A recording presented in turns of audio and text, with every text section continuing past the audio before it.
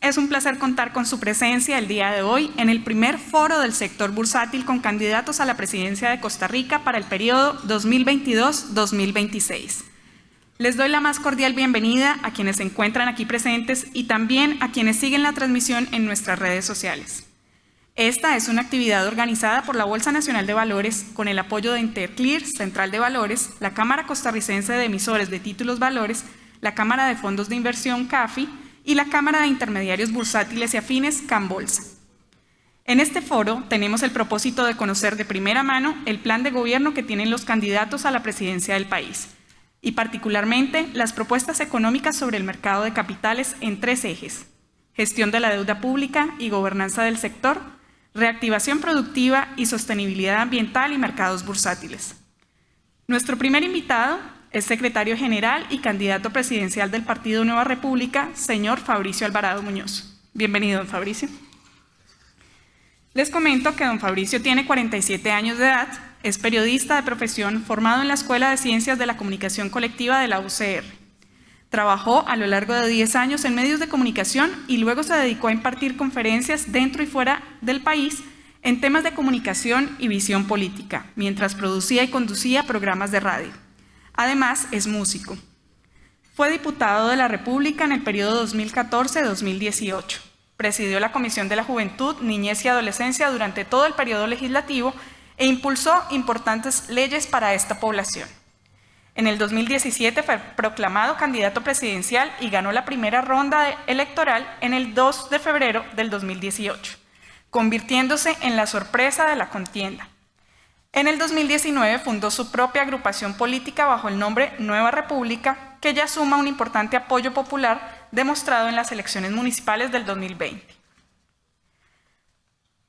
Como moderador de las preguntas que surjan de este foro, tenemos al señor Bismarck Calcaño Espeleta, economista, máster en Administración de Empresas con énfasis en Banca y Finanzas y director honorario de la Cámara Costarricense de Emisores de Títulos Valores. Antes de cederles el espacio, quiero comentarles cuál será la dinámica para la exposición, ya que la hemos dividido en varias etapas. Primero, el candidato va a tener 15 minutos para hablar específicamente de su programa económico. Posteriormente, uno de sus asesores, don Iván Barrantes, presentará las propuestas en otras áreas del plan de gobierno de don Fabricio Alvarado, también durante 15 minutos. Y luego tenemos un periodo en el que se abordarán 9 preguntas específicas de los 3 ejes antes mencionados, donde tendrá como máximo 6 minutos para dar respuesta. Para cerrar, abriremos un periodo de 20 minutos para atender las preguntas del público aquí presente. Para este espacio, el candidato podrá ser acompañado de su asesor económico. También ustedes en sus mesas tienen un formulario para que puedan comenzar a formular sus preguntas y hacerlas llegar al candidato. Finalmente, don Fabricio podrá dar un mensaje de cierre en un tiempo máximo de 5 minutos.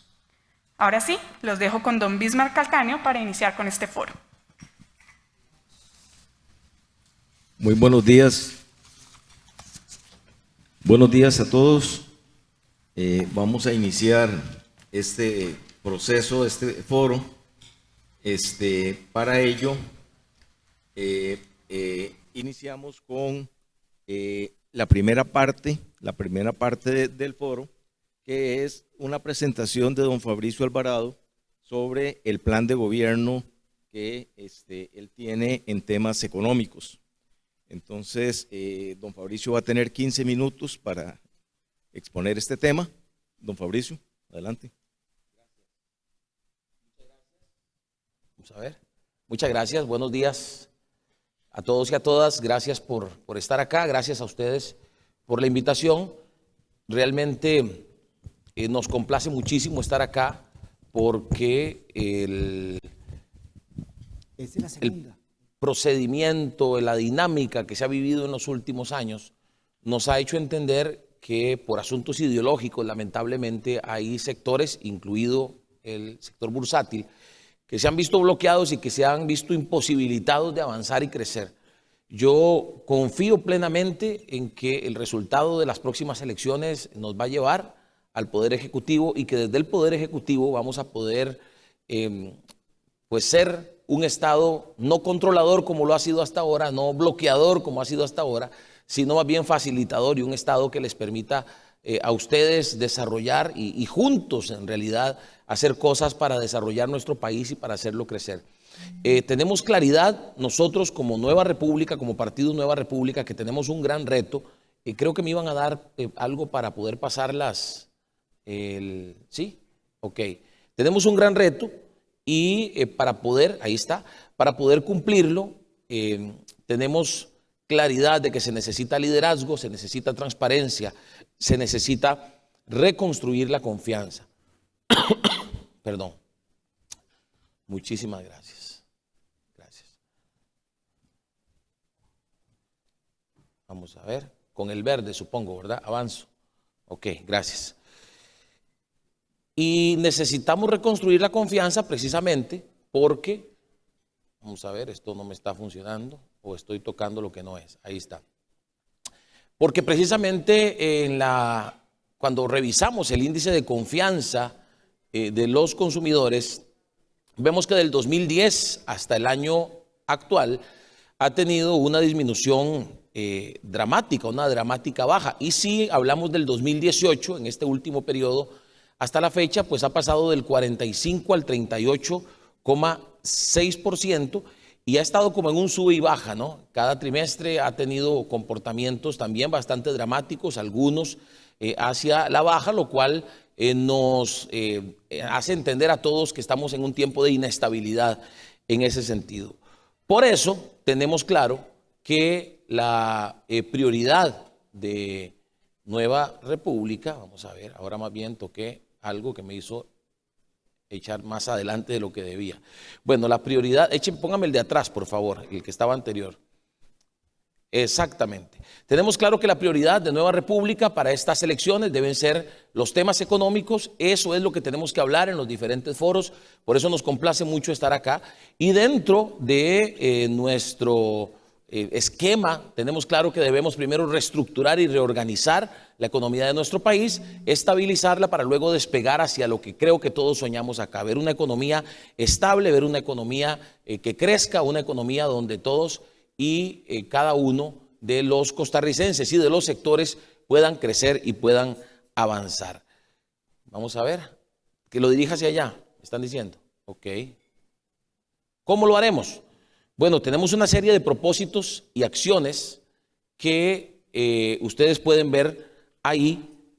Necesitamos alcanzar un crecimiento económico, como les estaba diciendo, y lo hemos planteado por distintas estrategias. Por ejemplo, atacar el desempleo, que me parece que es lo más importante ahorita, donde en este momento tenemos un 20% aproximadamente, cuando ya sumamos a los desalentados también, y hemos decidido denominar a nuestro plan para atacar el desempleo el plan 14-14, que quiere decir en los primeros 14 meses de gobierno disminuirlo al 14%, ese 20% al 14%, con la meta final de lograr que para el final de nuestro gobierno, en el 2026, el desempleo esté en un 6%. Esa es la fe, alcanzar 451,000 empleos, de ellos la mitad estamos hablando de que serían en el sector turismo, que ha sido fuertemente golpeado por la pandemia. Reestructuración de la deuda con el fin de aplanar los flujos y tener los recursos suficientes. En este momento creo que es importante saber, y todos ustedes lo tienen bastante claro, el 72%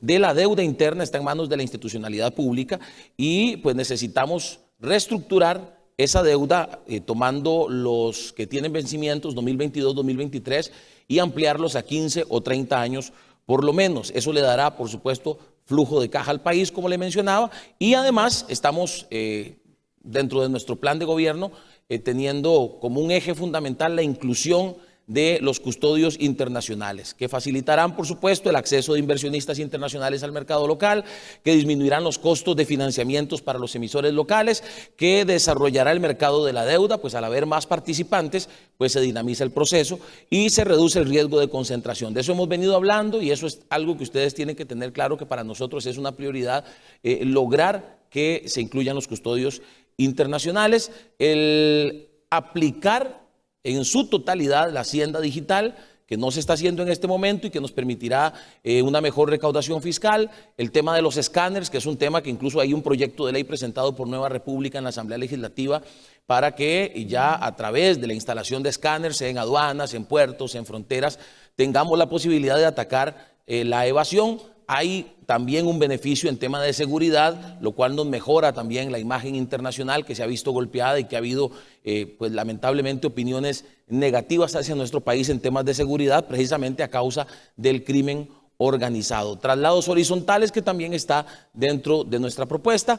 Los fondos de capital de riesgo, con énfasis en el sector turismo, con el fin de generar nuevos empleos, de recuperar el sector turismo, recursos e incentivos para el sistema del Banca para el Desarrollo, la reestructuración de los alquileres, un tema que nosotros venimos insistiendo desde que inició el tema de la pandemia. Lamentablemente empezó la pandemia, a todos nos tocó renegociar las hipotecas, los alquileres de casas y de negocios, pero el gobierno no lo hizo en los primeros meses y se perdió muchísimo dinero ahí. Empezamos a insistir, a empujar para que el gobierno tomara decisiones en cuanto a la reestructuración de los alquileres, y pues eso es muy necesario y muy importante también para disminuir el gasto público. Reformar e incentivar el desarrollo de las zonas francas.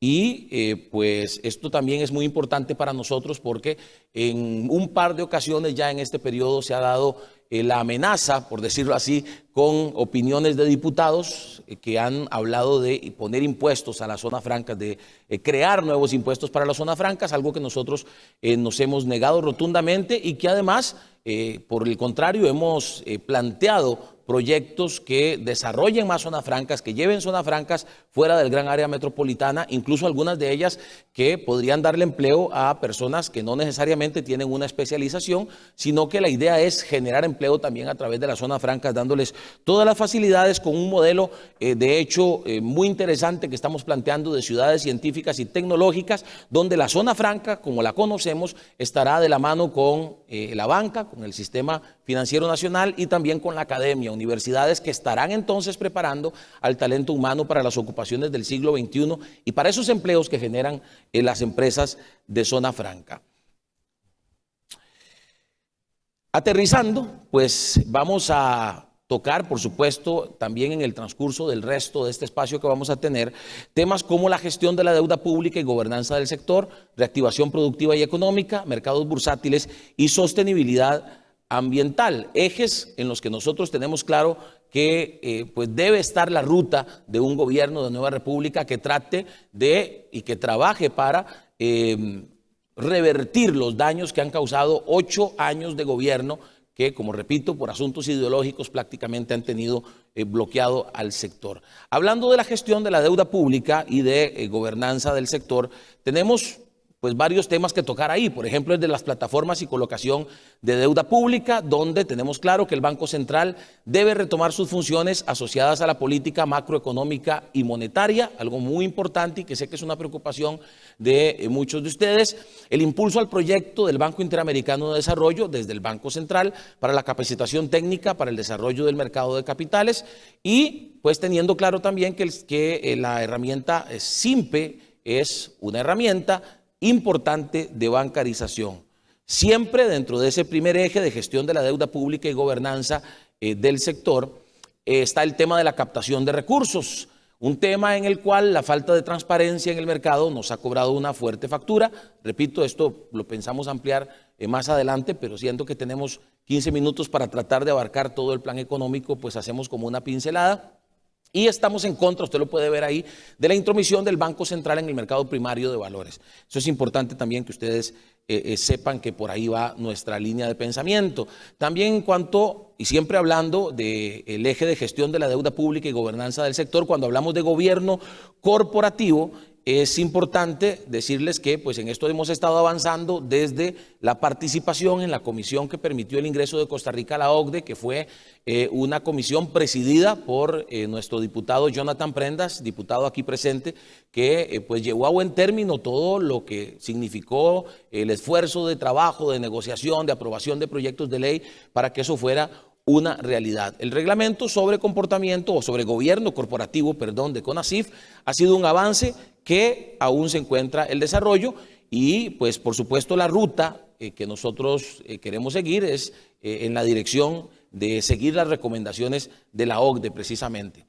Y reestructuración institucional, hablando de reestructuración institucional, creemos que es importante la reducción de costos y la claridad de reglas, la consolidación de las superintendencias de una manera ordenada, la situación fiscal y agilidad. El objetivo en este caso es simplificar trámites y procesos sin sacrificar la debida supervisión, pero teniendo como norte el desarrollo del mercado de capitales y los desafíos de gobernanza para las empresas que incursionan en el mercado bursátil. La protección de los accionistas minoritarios es la principal preocupación en este caso. Pasando al segundo eje que les mencionaba anteriormente, el de reactivación productiva y económica, pues aquí sin duda tenemos que hablar de los emprendimientos. Nuestra propuesta incluye una ventanilla única digital donde los emprendedores puedan incluir los requisitos, incluir los documentos y de forma inmediata poder empezar a operar, poder abrir sus negocios, no como sucede actualmente, que tienen que esperar tiempos a veces absurdos para que se dé una aprobación y para poder abrir su negocio, y en muchos casos ni siquiera lo logran hacer y terminan frustrados porque, como les decía anteriormente, la forma en que se trabaja desde el gobierno, siendo un Estado que básicamente es controlador, desconfiado, etcétera, les impide poder cumplir con el sueño de abrir un pequeño negocio o un mediano negocio. Bueno, en nuestro caso la idea es que la ventanilla única digital sea la herramienta para que ellos cumplan con los requisitos, los presenten, y el gobierno tendrá 90 días hábiles para responder, pero no responder llegándoles a cerrar el negocio si incumplieron con algún requisito, sino más bien acercándose y ayudándoles a cumplir con aquello que haga falta cuando haga falta, pero que los emprendedores puedan abrir su negocio, no más incluyendo los documentos que incluirán, por supuesto, declaraciones juradas con firma digital, etcétera. Recursos del Sistema de Banca para el Desarrollo. El Sistema de Banca para el Desarrollo ha sido, y ese ha sido un reclamo de los pequeños y medianos empresarios, ha sido cualquier cosa menos un facilitador y menos una ayuda para ellos. Y en este sentido nosotros tenemos claro que hay recursos incluso que hoy por hoy no se están usando en Banca para el Desarrollo, que podrían convertirse en capital semilla para los emprendedores mediante un bono pymes que hemos propuesto, que está también en un proyecto en la Asamblea Legislativa y que les podría ayudar a levantarse, muchos de ellos que han sido seriamente golpeados, y lo estábamos conversando ahora, entre un 85 y un 90% del parque empresarial de este país son pymes, y en este momento necesitan un empujón, necesitan una ayuda para salir adelante. Y el mercado de valores como alternativa de financiamiento y buenas prácticas incluyen en nuestra propuesta la utilización de un fondo de capitales de riesgo en el sector turismo, que es clave, que el turismo es el sector más golpeado en la pandemia, en los tiempos de pandemia que hemos vivido, y que creemos va a darle una solución importante a este sector. En cuanto al sector productivo, importante decirles que tenemos claridad de que es necesaria una mayor sinergia entre el sector público y el sector privado. Es necesario aligerar los procesos para fungir como emisor y nuevos actores en el mercado de capitales, y que haya nuevos actores en el mercado de capitales, alternativas también para empresas de menor tamaño en el mercado bursátil, la incorporación, como les mencionaba ahora, de los custodios y operadores internacionales, y también lo que decía, la posibilidad de que haya fuentes de inversión para el sector turismo, que además es uno de los sectores que democratiza más la distribución de los recursos, y por eso es importante levantarlo, aparte de que se perdieron 200,000 empleos en la pandemia y pensamos recuperarlos en este periodo desde que empecemos a gobernar el 8 de mayo del próximo año. Ya se me está yendo el tiempo, pero vamos a ver en el tema de, vamos a pasar vamos a ver para tratar de correr un poquito. En el tema de obra pública ha faltado voluntad política. Es importante para nosotros el desarrollo de infraestructura, es clave para poder reactivar la economía por la cantidad de empleos que genera. Les pongo el ejemplo solo del Canal Verde Interoceánico, que es un proyecto que tiene muchos años de andar por ahí dando vueltas, pero que no empieza a caminar. Nosotros hemos planteado el primer día de nuestro gobierno firmar una declaratoria de interés público para este proyecto, para que se aceleren los procesos, porque solo este tema del Canal Verde Interoceánico estaría generando 60,000 empleos directos y 180,000 indirectos. Por supuesto, en este tema de obra pública es necesaria la transparencia, la corrupción nos ha golpeado también en ese tema y necesitamos cambiar eso.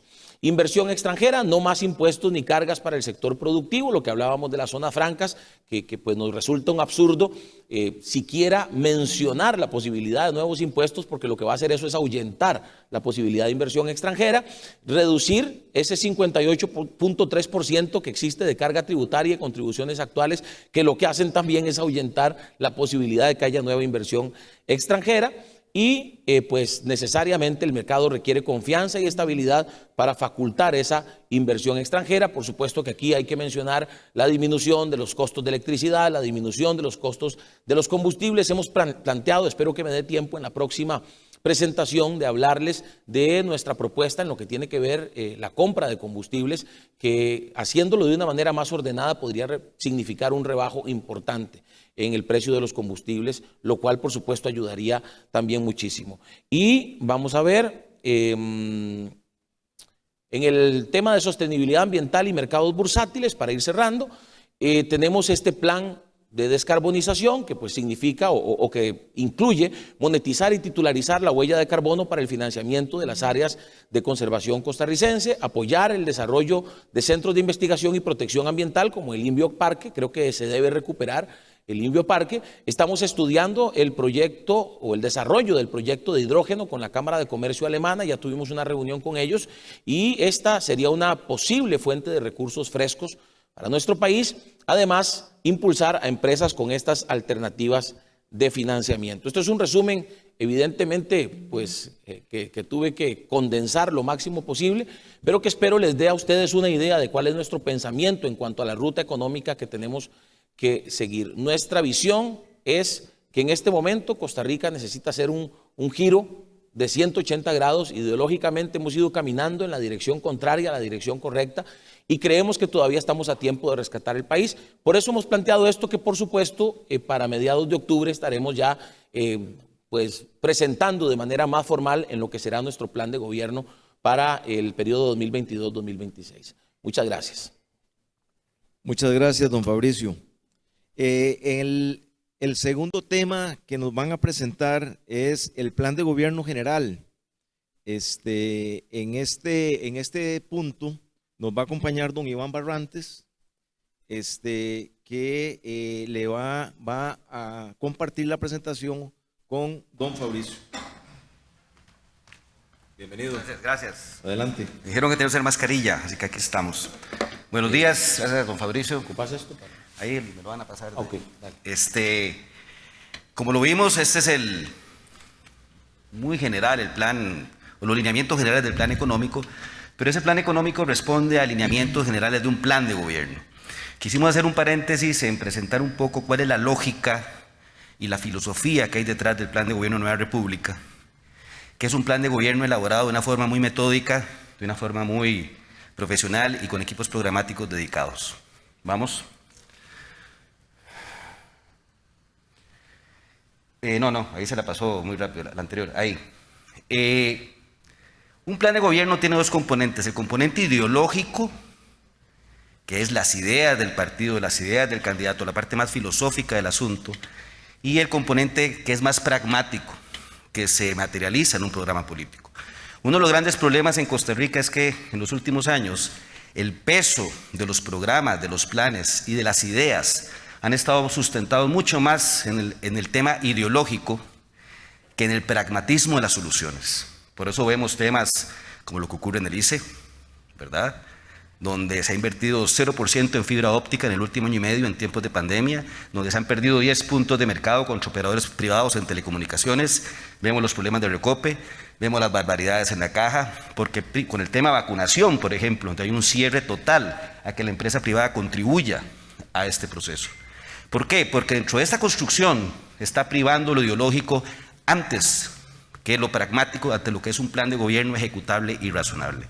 Nosotros como Nueva República estamos totalmente enfocados a que, más allá de la ideología y sustentado en un plan con valores dentro de una ética judeocristiana, y que no me da miedo decirlo, y parte de muchas de las críticas que hemos recibido es ser un partido con valores y con la familia como centro de la sociedad, queremos hacer un pragmatismo y hacia soluciones para que este país salga adelante. Siguiente. Pero nada de eso puede suceder si no se asumen los retos del entorno. Hoy por hoy el mundo está asumido 100% que está globalizado, es una gran realidad, y nos enfrentamos como sociedad a dos situaciones que son ineludibles. Toda la presión alrededor del cambio climático, de la agenda sostenible y todo lo referente a la cuarta revolución industrial. Estamos desbalanceados. Hemos hecho mucho énfasis, o han hecho otros, y algunos más por moda y por buscar un trabajo después, énfasis en la agenda sostenible, olvidándose de la construcción de una Costa Rica insertada en el nuevo mundo, producto de la revolución 4.0, donde temas como la conectividad, 5G, Learning Machine, Big Data, etcétera, serán la nueva moda, la nueva nota, la nueva ruta, y donde si un gobierno no considera esta realidad, pues prácticamente va a quedar desfasado el escenario mundial. Siguiente. Y algo muy importante, más allá de lo técnico, más allá de lo programático, mantener el equilibrio que ha hecho diferente esta sociedad con respecto a otras sociedades de Latinoamérica, que es el equilibrio del Estado y la democracia, donde reconocemos la importancia de la sociedad civil y una sociedad que debe promover y apalancarse en la iniciativa privada. ¿Por qué? Porque este partido, esta propuesta y nuestro candidato futuro presidente de la República es un fiel creyente de la empresa privada, de la iniciativa privada como el motor del crecimiento de la economía y de la sociedad.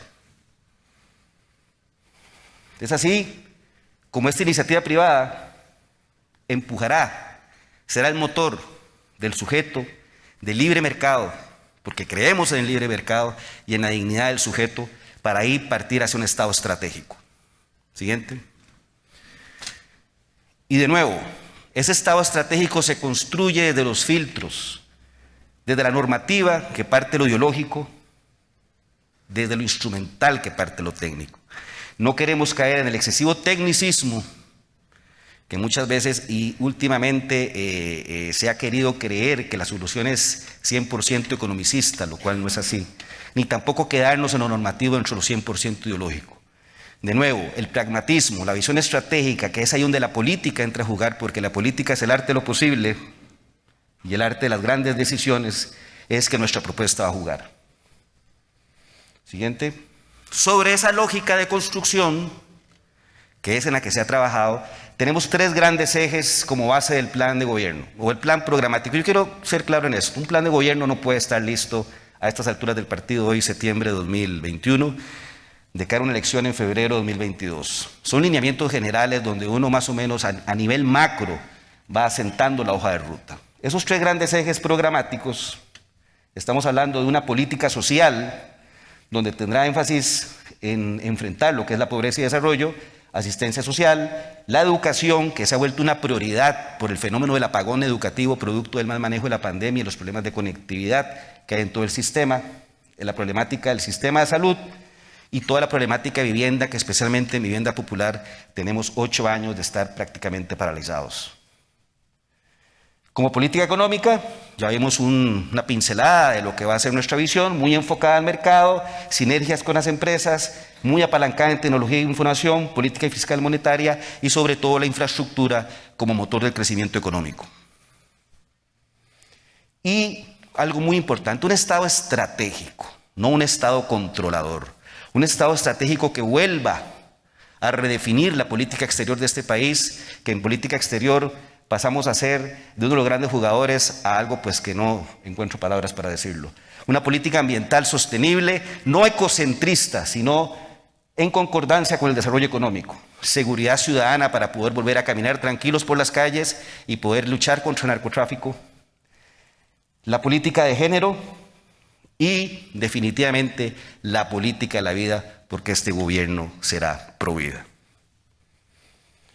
Para ello tenemos 15 equipos programáticos trabajando, gente muy capaz, gente con mucho conocimiento, tal vez sin tanto rockstar como otros partidos suelen hacerlo, pero la vida no es de rockstar, la vida es de trabajo y de ideas.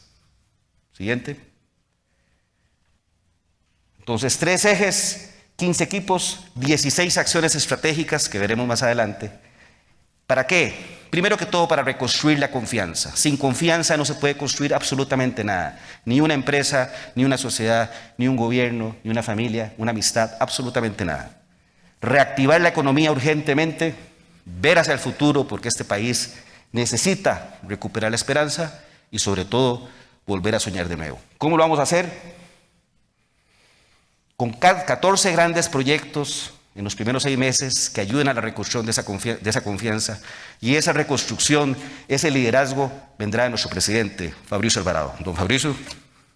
Gracias, Iván. Esos 14 grandes proyectos, pues los resumo a continuación. Tengo 30 segundos por cada uno, pero pues básicamente ustedes ahí en la pantalla pueden ver algunos detalles importantes. El Canal Verde Interoceánico, que se los mencionaba, que significa 16.000 millones de dólares en inversión privada, 60.000 empleos indirectos, 180.000 indirectos, vía encadenamientos, 9 cantones, de los cuales por lo menos 4 de ellos están entre los últimos 10 lugares de desarrollo social, desarrollo humano y desarrollo económico, y un proyecto que en definitiva, desde sus 2 megapuertos hasta su carretera de 10 carriles por 315 kilómetros, nos van a convertir en la nueva meca del comercio, nos van a meter en el mapa del comercio internacional. Transgam, un proyecto del que hemos estado hablando, lo mencionamos en el debate de UCAEP, que es nuestro proyecto para atacar el problema de la movilidad, que redefine todo el sistema de transporte interurbano, se basa en la sectorización, el cobro electrónico también, que dicho sea de paso también en Nueva República, en la Asamblea Legislativa, ha estado promoviendo el tema del cobro electrónico, le busca dar una solución al ciudadano para mejorar su calidad de vida y pues genera obra pública y por lo tanto genera empleo. Es amigable con el ambiente y pues nos abre la puerta hacia un nuevo parque de buses eléctricos. Desarrollo de infraestructura, motor número 1 para generar empleo, obra pública asociada al Canal Verde Interoceánico, obra pública asociada a Transgam, la expansión del puerto de Caldera, el aeropuerto de la zona sur, el aeropuerto de Limón, la modernización del aeropuerto de Liberia con los 300 metros que necesita ampliarse para que puedan venir aviones más grandes a ese aeropuerto, meter el acelerador en la ruta 32, ruta 27, carretera Cartago, a San Ramón, a San Carlos, la solución a un problema que es de todos los días y de todas las comunidades y es el mantenimiento vial. Desentrabar la problemática y el estancamiento de la construcción de vivienda popular y vivienda de clase media, donde hemos tenido realmente una crisis en los últimos 8 años. Siendo diputado en el periodo pasado, pues me tocó hacer varias denuncias sobre la ineficiencia del gobierno para que esto sucediera, y una política pública amigable con las alianzas público-privadas y con el modelo de concesión también. El tema de la conectividad, que es vital, no solamente para temas de desarrollo de empresas y para que las empresas puedan llegar e instalarse fuera del gran área metropolitana, sino también para temas como educación, por ejemplo, y como teletrabajo. Entonces presentamos un plan que se llama fibra óptica, 100% fibra óptica, para desarrollar toda la autopista de la información con fibra óptica, tener una cobertura total en nuestro país. Este es un plan necesario, urgente para proyectos de reactivación como el de nómadas digitales, como los emprendimientos, lo que les mencionaba en general, para que las empresas puedan tener la facilidad de ubicarse en todo el país, la nueva inversión extranjera y la reinversión también. Y esto es imperativo, por supuesto, en la solución del apagón educativo que hemos sufrido y de la inacción que ha habido precisamente ante la pandemia que nosotros que nos ha tocado enfrentar. La Costa Rica del futuro, acelerar la implementación del 5G, es toda una discusión que se está dando en este momento.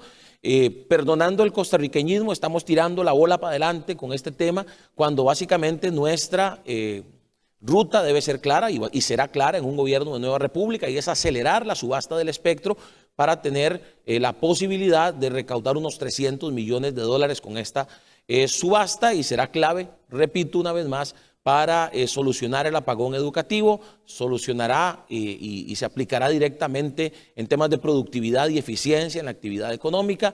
Y por supuesto, en ese mismo plan estamos trabajando en cómo hacer que una vez que esto suceda, los sectores menos favorecidos también tengan acceso a la conectividad, especialmente para temas de estudio, lo cual incluye también facilitarle las herramientas físicas para que puedan pues tener acceso a la educación de forma digital.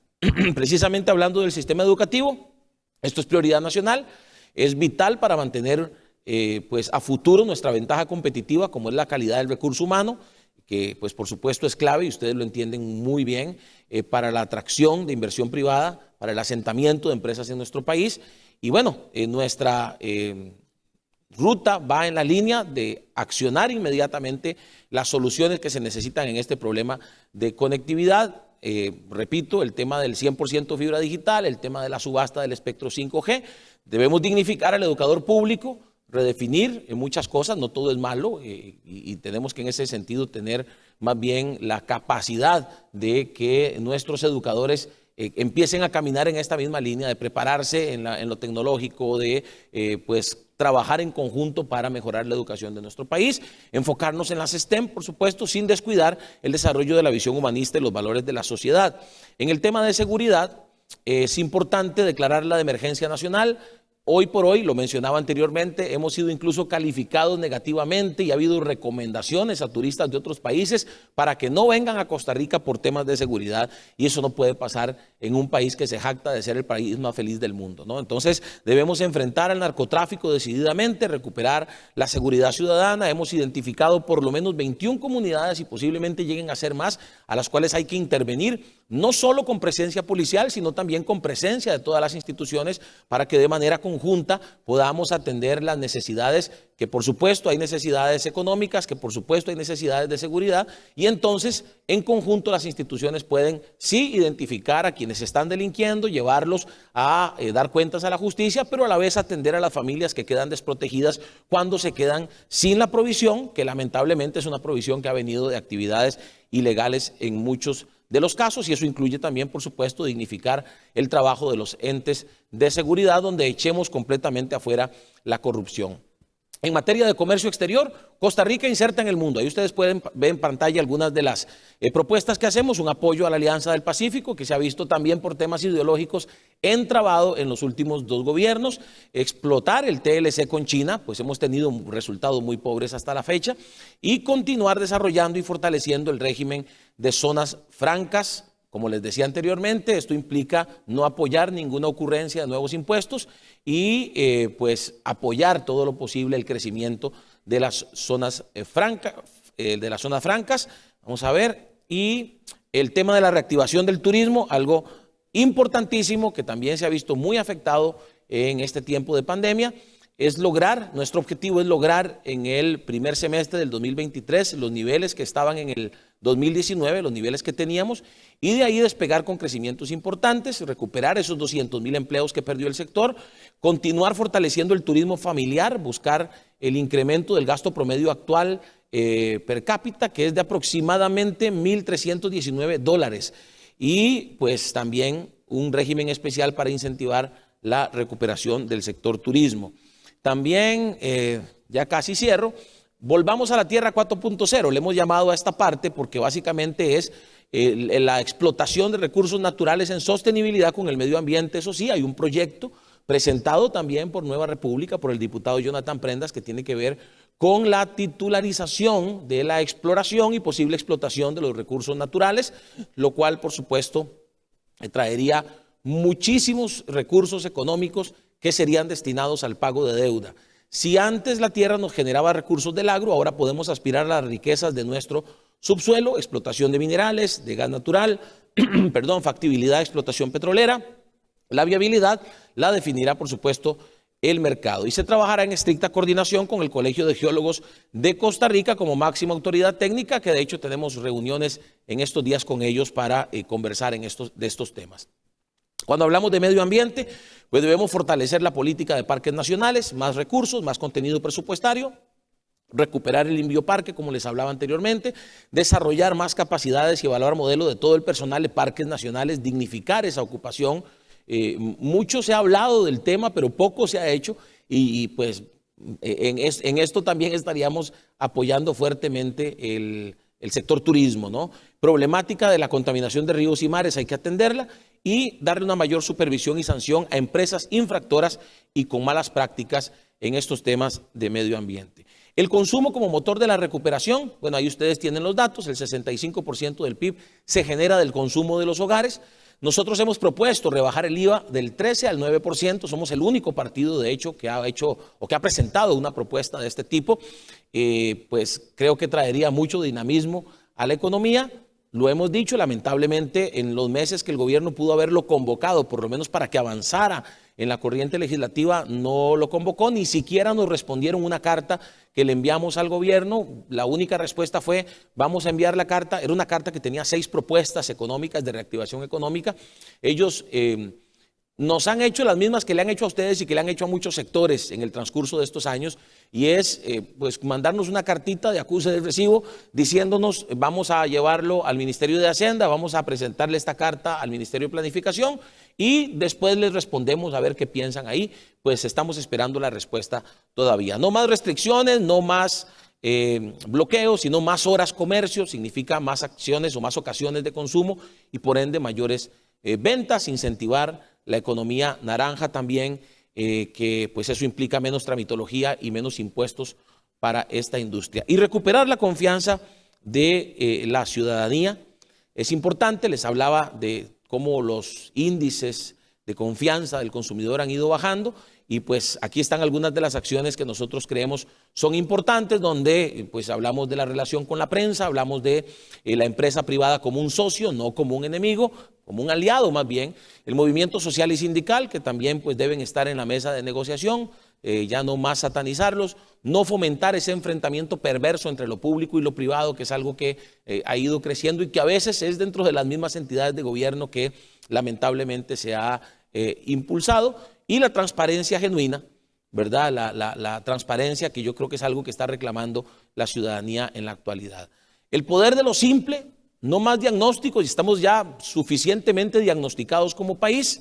No más tramitología. La tramitología nos ha cerrado, nos sigue cerrando muchas puertas, frustra a mucha gente en el país y nos cierra las puertas a nivel internacional.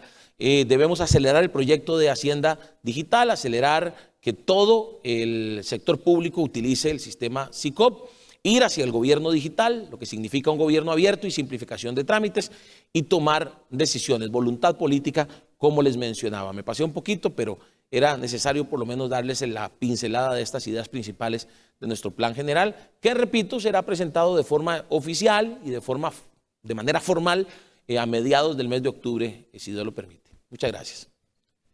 Muchas gracias a usted, don Fabricio, y a don Iván por la presentación del plan de gobierno general y en alguna parte específica del sector económico.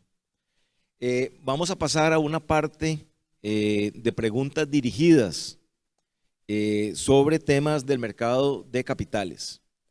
Esta parte va a constituir de 3 ejes. Un eje 1 con preguntas relacionadas con gestión de la deuda pública y gobernanza del sector. Un eje 2 de preguntas referido a la reactivación productiva y económica. Y un eje 3 sobre sostenibilidad ambiental y mercado bursátil.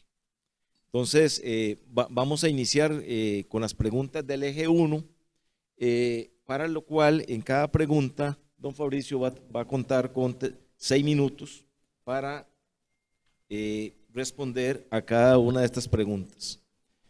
La primera pregunta del eje 1 está relacionada sobre plataformas y colocación de deuda pública.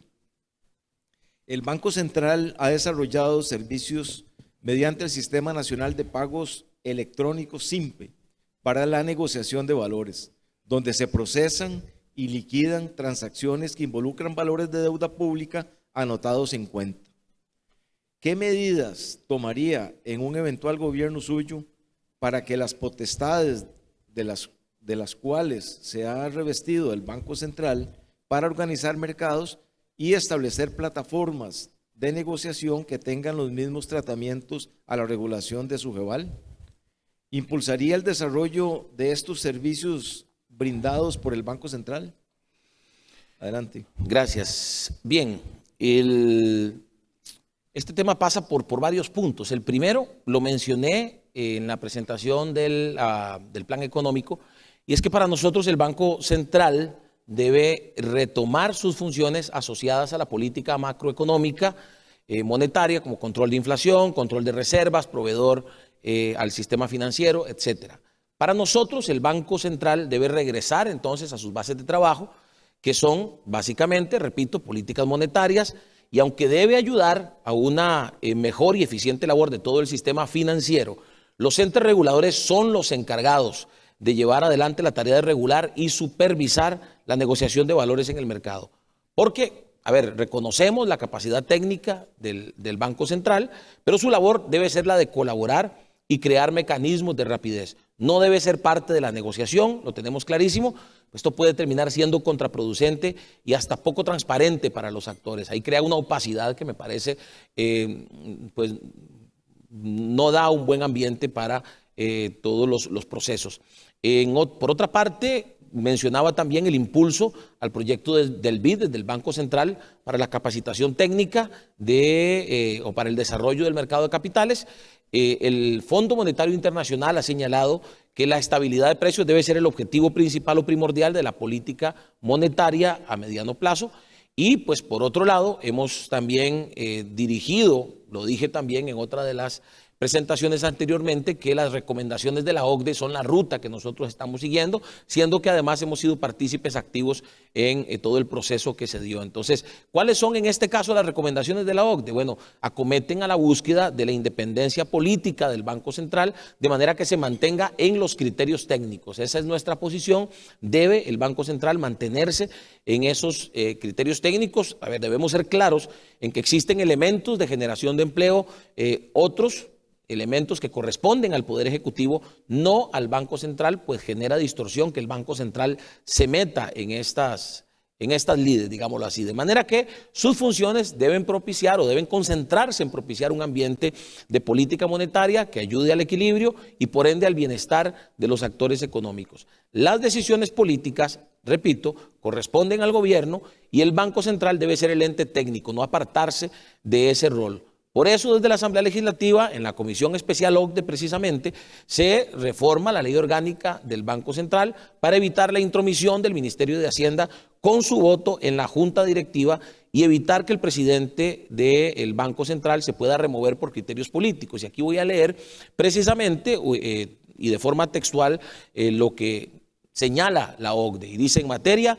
de sostenibilidad económica, la OCDE ha señalado que la sincronía del nombramiento del presidente del Banco Central de Costa Rica con el ciclo presidencial, la ausencia de reglas y causales claras para su despido y el voto que tiene el ministro de Hacienda en decisiones de la Junta Directiva del Banco Central son características que se alejan notablemente de las mejores prácticas internacionales en materia de gobernanza de la política monetaria y que disminuyen la efectividad de la política monetaria para lograr el objetivo de estabilidad de precios. Entonces, con la aprobación de la reforma del Banco Central, pues se permite que se establezcan reglas para su despido y se elimina la posibilidad de que el Ministerio de Hacienda pueda votar en la Junta Directiva del Banco Central de Costa Rica, lo cual pues ya es un avance bastante importante y que ahora pues se requiere también que no exista esa sincronía del nombramiento del presidente del Banco Central con la entrada de un nuevo gobierno,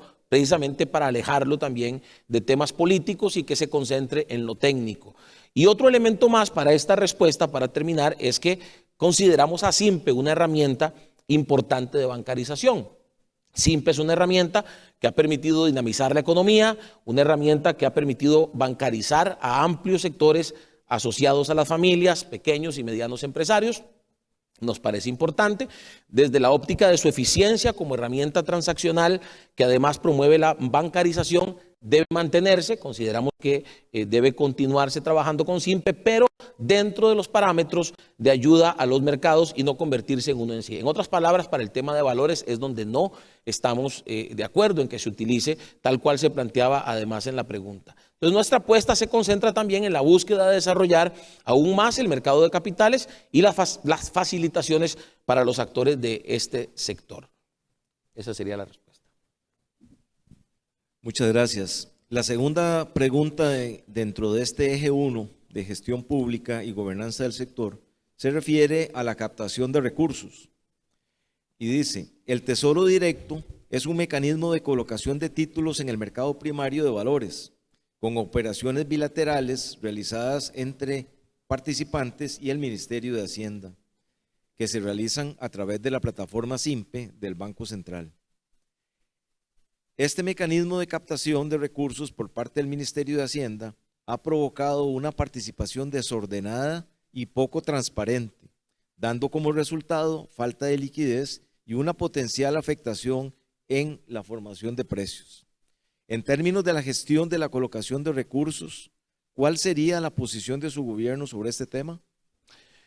Bien, esta respuesta pasa por dos puntos específicos. El primero, que tiene que ver con lo que ya les mencionaba, estamos en contra de la intromisión del Banco Central en el mercado primario de valores, lo mencionaba también en la presentación en el resumen del plan económico. Como lo adelanté en la primera respuesta, estos mecanismos no solo entorpecen, crean áreas grises, sobre todo de suspicacias y poca transparencia, y pues deben desaparecer. No estamos de acuerdo con esas prácticas y desde nuestra gestión en un gobierno de Nueva República vamos a hacer y vamos a impulsar la desaparición de este tipo de prácticas. Por cosas como esta se alejan los inversionistas extranjeros de nuestro país. Tenemos un caso con algunos fondos de inversionistas salvadoreños que hace más de 4 años presentaron un reclamo para que les devuelvan los fondos que invirtieron en bonos emitidos localmente. Y bueno, y todavía están esperando que les devuelvan esos fondos, un caso que definitivamente no se debe repetir y que pues muestra precisamente lo que ocasionan este tipo de prácticas en nuestro país.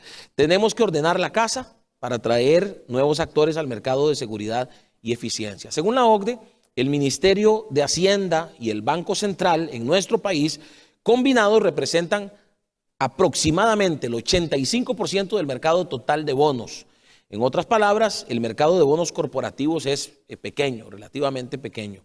Entonces, bajo el esquema en que el Banco Central está manejando el tesoro directo, en la actualidad ha hecho una distorsión de mercado y ha colocado al Banco Central en la misma posición que los actores, algo que, repito, y lo amplié bastante en la primera respuesta, no es algo que nosotros queramos impulsar, pues debe mantenerse el Banco Central en su función técnica. Lo aleja esta manera en que el banco ha estado manejando el tesoro directo, además de hacer o de provocar la distorsión de mercado, pues lo ha alejado de su función técnica de ayuda y de prestación de servicios.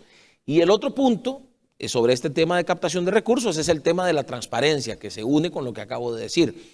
La falta de transparencia en el mercado nos ha cobrado una factura, y una factura bastante grande, una factura fuerte, incluso con las calificadoras de riesgo y la poca confianza, además de la ciudadanía en el mercado. Lo veíamos en el cuadro que les presenté sobre los índices de confianza. Entonces, parte de estas situaciones se deben precisamente, toda esta desconfianza y toda esta mala imagen y la factura que hemos pagado con las calificadoras de riesgo, pues se debe en parte a este mecanismo de captación de recursos que es poco transparente, que es desordenado y que genera distorsiones contraproducentes para todos los actores.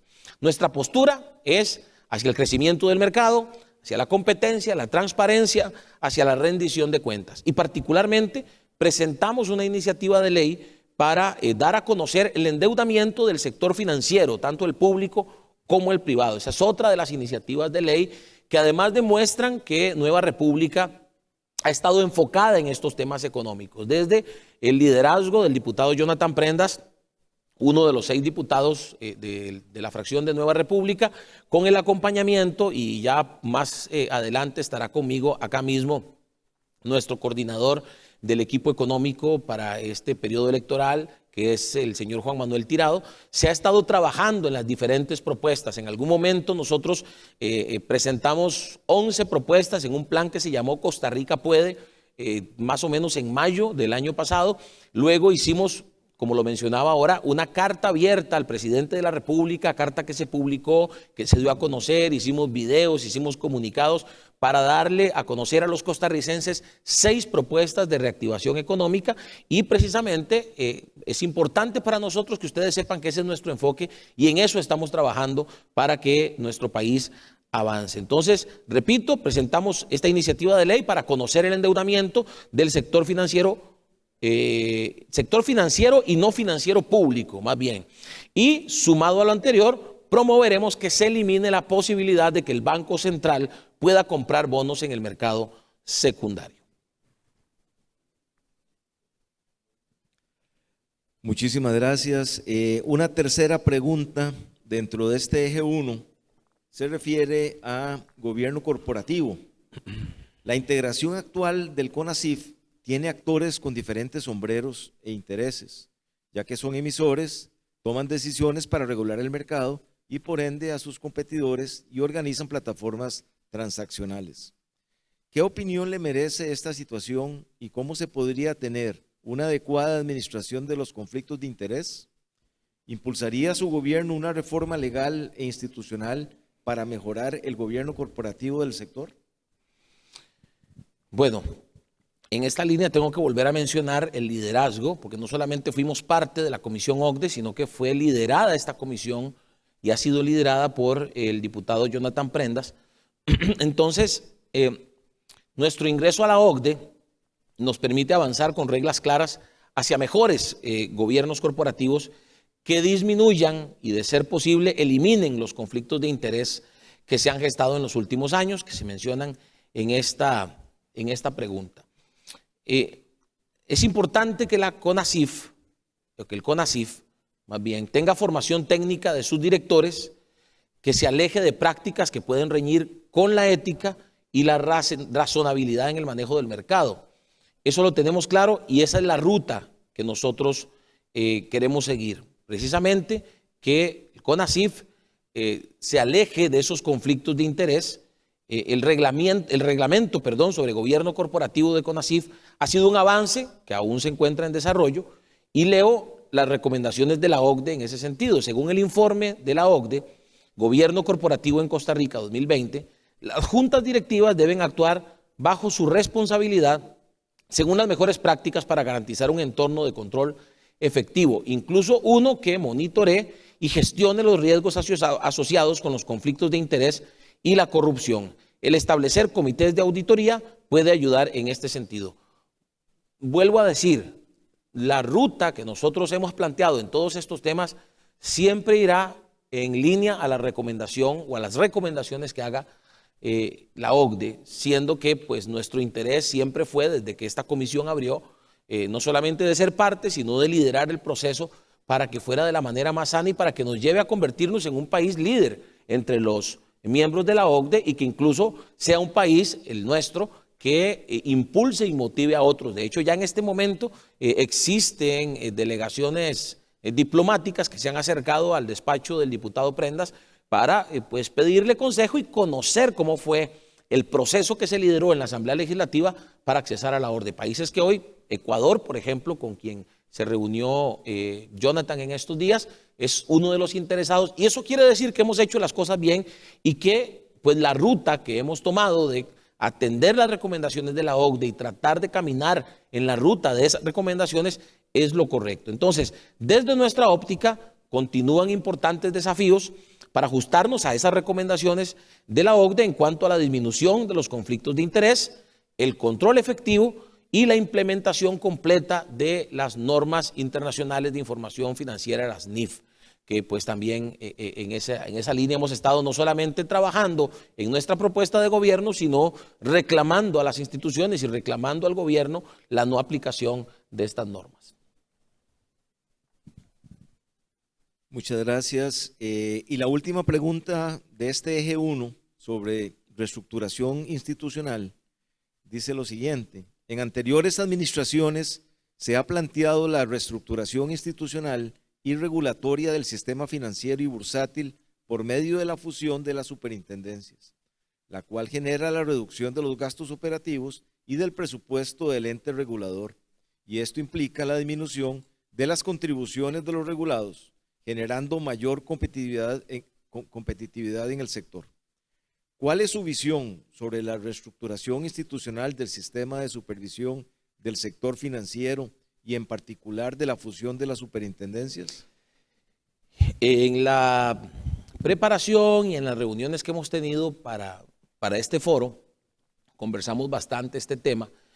Pasa por 3 puntos, lo voy a dividir en 3 puntos. Número 1, la reducción de costos y claridad de reglas, que se mencionó también en la pregunta. Y creemos que en principio hay algunas funciones que podrían unificarse para bajar los costos, algunas funciones de las superintendencias. En todo el país, en todo caso, yo creo que es innegable que hay que reducir costos Y las superintendencias no pueden escaparse de esto. Entonces, debemos, eso sí, llevar estos procesos, encaminarlos de una manera ordenada para que no nos pase lo que pasó en Colombia, donde más bien hubo que echar marcha atrás en algún momento. Y eso sí, pensar en una integración que nos permita disminuir gastos, que nos permita unificar gestiones y unificar estrategias. Entonces, hemos pensado, repito, que algunas funciones de las superintendencias, como dirección de personal, auditorías, contralorías, temas logísticos también se pueden fusionar para bajar costos. Luego nos encaminaremos en un gobierno de Nueva República para crear una fusión que logre mantener los estándares adecuados, por supuesto, pero con los costos adecuados, buscando además que no se repitan casos como el de Aldesa, por ejemplo, que aunque con una regulación muy pesada, pues se permitió que hubiera excesos en la manipulación de los fondos que los inversionistas habían encomendado a ese puesto de bolsa. Número 2, situación fiscal y agilidad. En estas etapas fiscales del país, lo que debemos todos es romper los paradigmas del pasado, ¿verdad? Los búnkers administrativos, las pequeñas parcelas de poder que terminamos pagando todos con impuestos, terminamos pagando todos con endeudamientos y sacrificando entonces así el desarrollo del país. El objetivo nuestro será siempre simplificar trámites, será siempre darle a los procesos mayor agilidad, sin sacrificar la debida supervisión, por supuesto, pero teniendo como norte el desarrollo del mercado de capitales.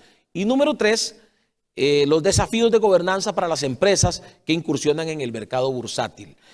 Aún son muchos los desafíos de las empresas en ingresar o al ingresar al mercado, más típicamente asociados con el tema de la propiedad concentrada, donde la protección de los accionistas minoritarios, lo mencionaba anteriormente también, la protección de los accionistas minoritarios es la principal preocupación. Entonces, para ello debe existir una claridad, una ruta clara, perdón, sobre los procesos y las reglas en una fusión de supervisión, porque pues, esto puede incidir para profundizar el mercado bursátil con ambiente propio. En otras palabras, y resumiendo, pues la ruta que se nos plantea en esta pregunta es una ruta correcta, creemos que se debe hacer, pero se debe hacer de manera ordenada, llevando un proceso que nos permita ir definiendo con claridad cuáles son los tiempos en que se deben hacer las cosas, perdón, y de manera que podamos disminuir los costos,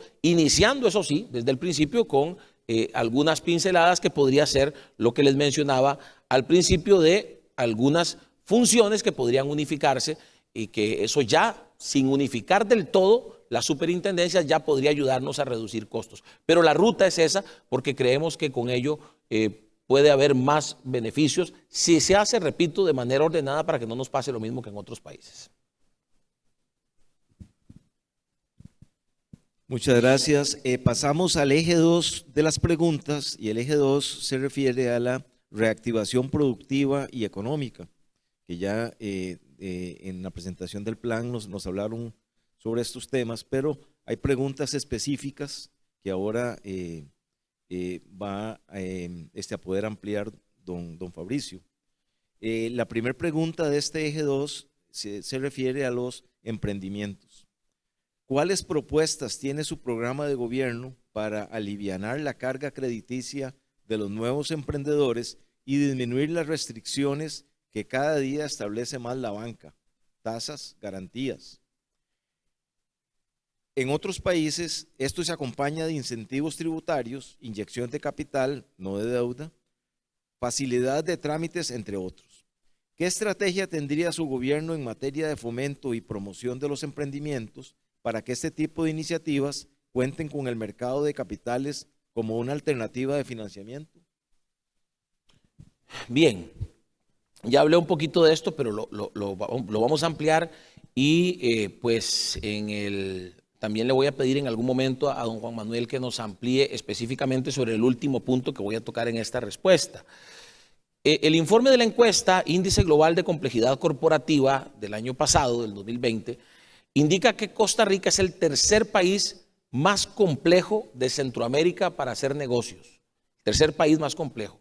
Y el número 26 en la lista de 70 países estudiados. O sea, somos de los países más complejos hacer negocios. En algún momento también tuve la oportunidad de estudiar e incluso de dar alguna conferencia sobre el tema de la corrupción en América Latina, y pues Costa Rica lamentablemente ha sido uno de los países identificados donde la posibilidad de hacer negocios se topa de frente con temas de tramitología y temas de corrupción, que en algunos casos hacen retroceder a los inversionistas. La encuesta realizada pues analiza 3 áreas: pago de impuestos y contabilidad, la dificultad para contratar, despedir y administrar la nómina, y aspectos relacionados con regulaciones y sanciones. Ventanilla única digital, lo mencioné anteriormente, pero pues me gusta hablar de este tema porque es dar un paso hacia el frente y avanzar muchísimo en cuanto a algo que es un reclamo de toda la vida, de las pymes, de los que quieren abrir un negocio y aún de las grandes empresas también. Y nuestro plan de gobierno contempla la creación de esa ventanilla única digital para que la gente pueda meter la documentación, para que la gente pueda cumplir con los requisitos. En ningún momento se está abriendo un portillo para no hacerlo. Por supuesto, tiene que ser un sistema digital lo suficientemente bueno y capaz de identificar si alguien quiere meter, como decimos popularmente, gato por liebre, y pues que reciba el sistema digital la documentación, y que a partir de ese momento ya el emprendedor esté autorizado, esté habilitado para abrir su negocio, para empezar a producir, para empezar a trabajar.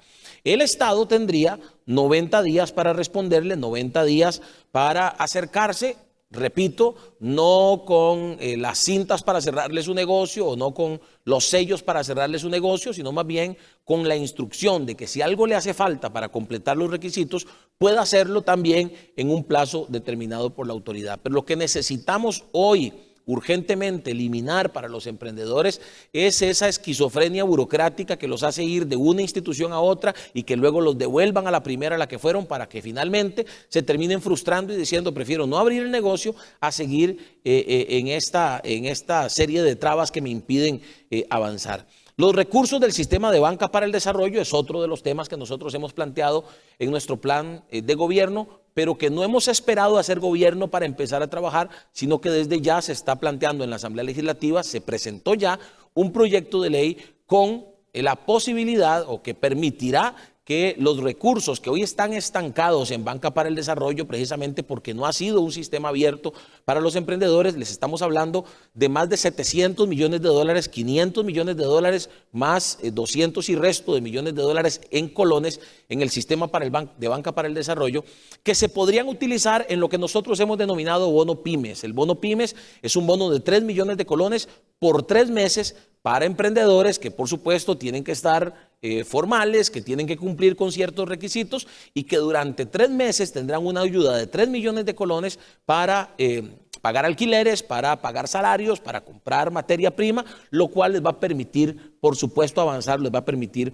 operar. El fin del sistema de Banca para el Desarrollo es ser facilitador de recursos, facilitador de condiciones, y pues básicamente con estos recursos más las facilidades que se les pueden dar a los emprendedores con temas como la ventanilla única y la simplificación de trámites, estamos hablando que nos van a ayudar a motorizar el desarrollo de las pymes, que representan, lo conversábamos ahora y repito, de un 83, se dijo 83 en la mesa, pero hay sectores que hablan de un 90% y hasta más del parque empresarial de nuestro país. Decir además que el mercado de valores, como alternativa de financiamiento y buenas prácticas, debe ser un pilar fundamental para que los emprendimientos funcionen en este país.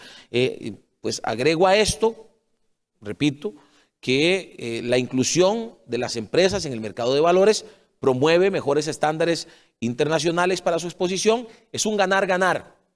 La adquisición de recursos para las empresas y el dotar de mayor transparencia a todo el mercado. Es un ganar-ganar definitivamente, y decía que pues más adelante ampliaremos sobre este tema, pero para nosotros está claro que hay que impulsar la utilización de fondos de capitales de riesgo en el tema del turismo, que se ha visto seriamente golpeado en los últimos 18, 19 meses a raíz del tema de la pandemia. Nos hemos estado reuniendo también con cámaras de turismo que nos han hablado de esta urgente necesidad de tener recursos para reactivar este sector, y esto por supuesto pasa también por otras acciones que tienen que ver con el impulso que el país le dé en otros países al turismo, Pero bueno, básicamente ampliaremos con Juan Manuel acá sobre este tema de fondo de capitales de riesgo en turismo.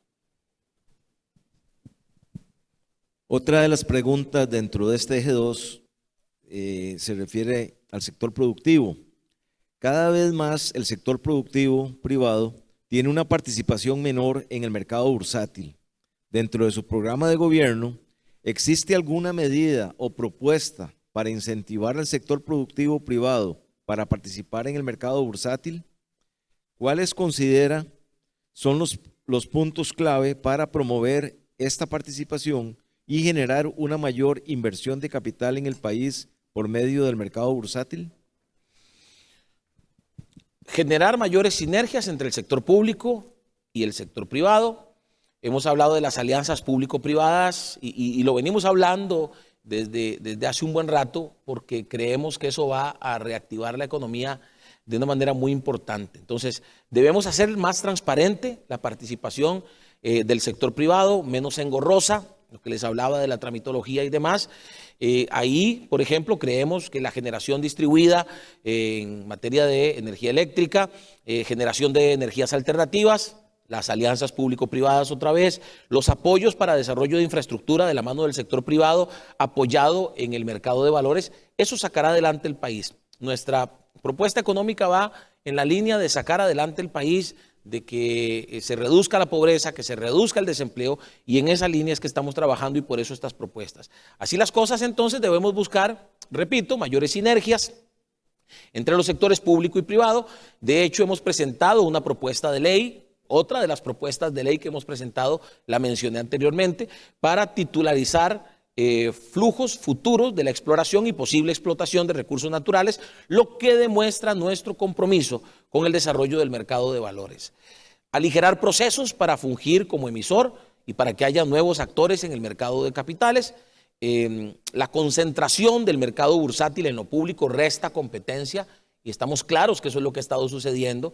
Nos resta competencia, nos resta posibilidades de dinamización económica y también nos condena las posibilidades de las empresas públicas y los bancos estatales al tener el peso y el compromiso de la deuda.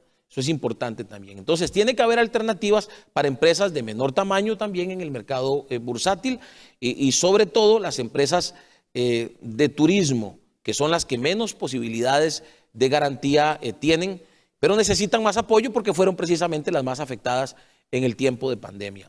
Nuestra propuesta, aquí voy a dar una primera pincelada en el tema del que les mencionaba de los fondos de riesgo para turismo, incluye el desarrollo de un fondo de riesgo para este sector de turismo, como lo es apalancar ingresos futuros, compra de acciones, etcétera.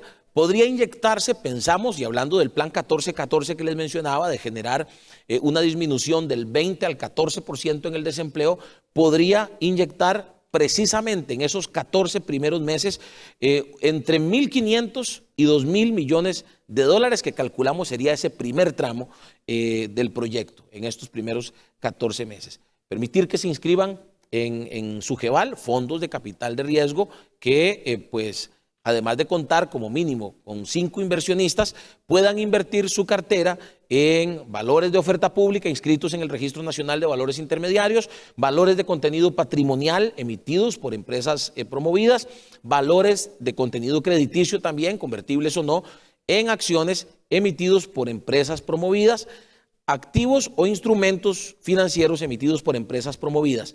Los fondos de inversión de capital de riesgo podrán participar en el pasivo de las empresas promovidas mediante el otorgamiento de financiamiento o crédito directo a estas empresas. ¿Qué permitirían los fondos de riesgo que les estoy mencionando? Bueno, pueden comprar participaciones accionarias en empresas de turismo, capitalizándolas así con recursos frescos, ya sea con esquemas de recompra u otros creativos típicos del mercado de valores. Debemos relanzar, es nuestra propuesta también, relanzar el MAPA, que ustedes conocen bien, el Mercado Alternativo para Acciones, como mecanismo de asistencia técnica y profesionalización de las pymes para su incursión en el mercado bursátil y otras alternativas que le permitan a los pequeños o a los grupos de emprendedores acceder a este mercado que hoy por hoy muchos lo ven como muy lejano. Entonces, por eso es importante para nosotros. Y lo que ya he mencionado tal vez 2 o 3 veces, la incorporación, y es que para nosotros esto es importante, la incorporación de los custodios y operadores internacionales. Forma parte de nuestras propuestas. Creemos que aliviana o alivianará la presión sobre el mercado interno, traerá mayor transparencia, lo que pues significará también y vendrá acompañado de una disminución de costos para el mercado de deuda pública. ¿Qué beneficios tiene la inclusión de los custodios internacionales? Facilita el acceso de inversionistas internacionales al mercado local, esto ya lo dije, pero lo quiero reiterar. Disminuye los costos de financiamientos para los emisores locales, desarrolla el mercado de la deuda, al haber más participantes se dinamiza el proceso y se reduce el riesgo de concentración. Entonces, en esa línea creemos que estas más o menos son unas primeras pinceladas de las muchas acciones que además, debo decirlo, esta primera reunión lo conversaba también con nuestros amigos de la directiva y otros con los que desayunábamos. Este es un primer acercamiento que para nosotros representa el primero de muchos, porque trabajando juntos en mesas de trabajo, más que en foros, en mesas de trabajo donde conversemos, donde conozcamos de primera mano las necesidades, cosa que no ha sucedido en estos años, porque no ha habido apertura, y le decía a los compañeros que ha sido como el común denominador en estas reuniones que hemos tenido en estos últimos meses con los sectores más diversos que usted se pueda imaginar. Prácticamente en todos el reclamo ha sido el mismo. Hemos estado o hemos tenido un gobierno de puertas cerradas, hemos tenido un gobierno que no nos atiende, que no le interesan nuestras necesidades y que está gobernando y que está tomando decisiones sin conocer nuestras necesidades desde sus oficinas. Eso tiene que cambiar y por supuesto esa va a ser nuestra línea de trabajo en un gobierno de Nueva República. Muchas gracias. Le recuerdo al auditorio que en las mesas tienen unas hojitas para hacer preguntas. Después de este sector de preguntas dirigidas, se van a atender las consultas de todos ustedes. Así que las pueden ir formulando y entregándoselas a Carlos para que las vayan tramitando. Muchas gracias. Una última pregunta. Perdón, una penúltima pregunta sobre este eje 2 se refiere a la obra pública y dice: el mercado de capitales de Costa Rica cuenta con recursos a largo plazo y a pesar de los cambios reglamentarios de la SUGEVAL, el gobierno no ha impulsado el uso de los recursos del mercado de capitales para obtener financiamiento para la construcción de obra pública. ¿Impulsará su gobierno este mecanismo de financiamiento para captar recursos para promover proyectos estratégicos de obra pública? ¿Cuáles considera son las claves para promover este tipo de financiamiento, tomando en consideración la rigidez institucional y el entrabamiento del sector público? La respuesta es muy sencilla en esa pregunta de si lo impulsaremos como un mecanismo de financiamiento. Por supuesto que sí. Repito, hay un tema ideológico que es el que ha privado estos años y es el que ha entrabado las cosas y es el que ha impedido. En algún momento la obra pública pareció ser el trapito de dominguear de este gobierno y parecía ser algo en lo que se estaban haciendo algunas cosas, que dicho sea de paso eran proyectos que ya venían de gobiernos pasados, pero al final creo que a todos nos dejó un terrible sabor de boca lo sucedido con los escándalos de corrupción y con los descubrimientos que han hecho las autoridades judiciales sobre este tema. Entonces, aquí hay el tema de la obra pública pasa por 3 pilares o por tres cosas importantes. Número 1, voluntad política. Todo está en la intención de desarrollar el país. Hemos tenido 8 años desastrosos en ese sentido, donde los temas ideológicos nos han bloqueado y han impedido que propuestas como la que se plantea en esta pregunta se lleven a cabo, lo cual traería un desarrollo mayúsculo, generaría empleo. La obra pública es precisamente una de las posibilidades mayores para generar empleo a un sector no especializado, a un sector que pues no ha tenido el acceso a la educación profesional, no ha tenido el acceso a una profesión pues más especializada, ¿no? Entonces, la falta de voluntad política es evidente. Con Nueva República no solo habrá voluntad política, sino que habrá acciones concretas, específicas, habrá participación en mesas de trabajo, como les mencionaba anteriormente, habrá apertura para recibir las propuestas de los diferentes sectores, incluido por supuesto el de la Bolsa Nacional de Valores, el sector bursátil.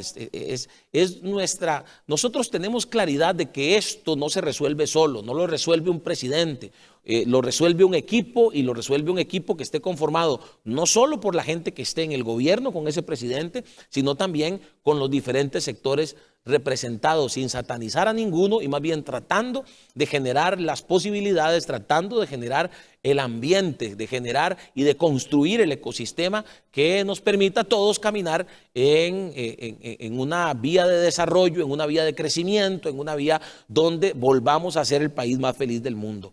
El desarrollo de la infraestructura, otro punto importante a mencionar en este tema, es clave. Como les mencionaba, generaría empleo. Por eso nosotros hablamos de impulsar las alianzas público-privadas, el desarrollo, le contesto ahí otra vez, el desarrollo de la utilización del mercado de capitales para impulsar obra pública.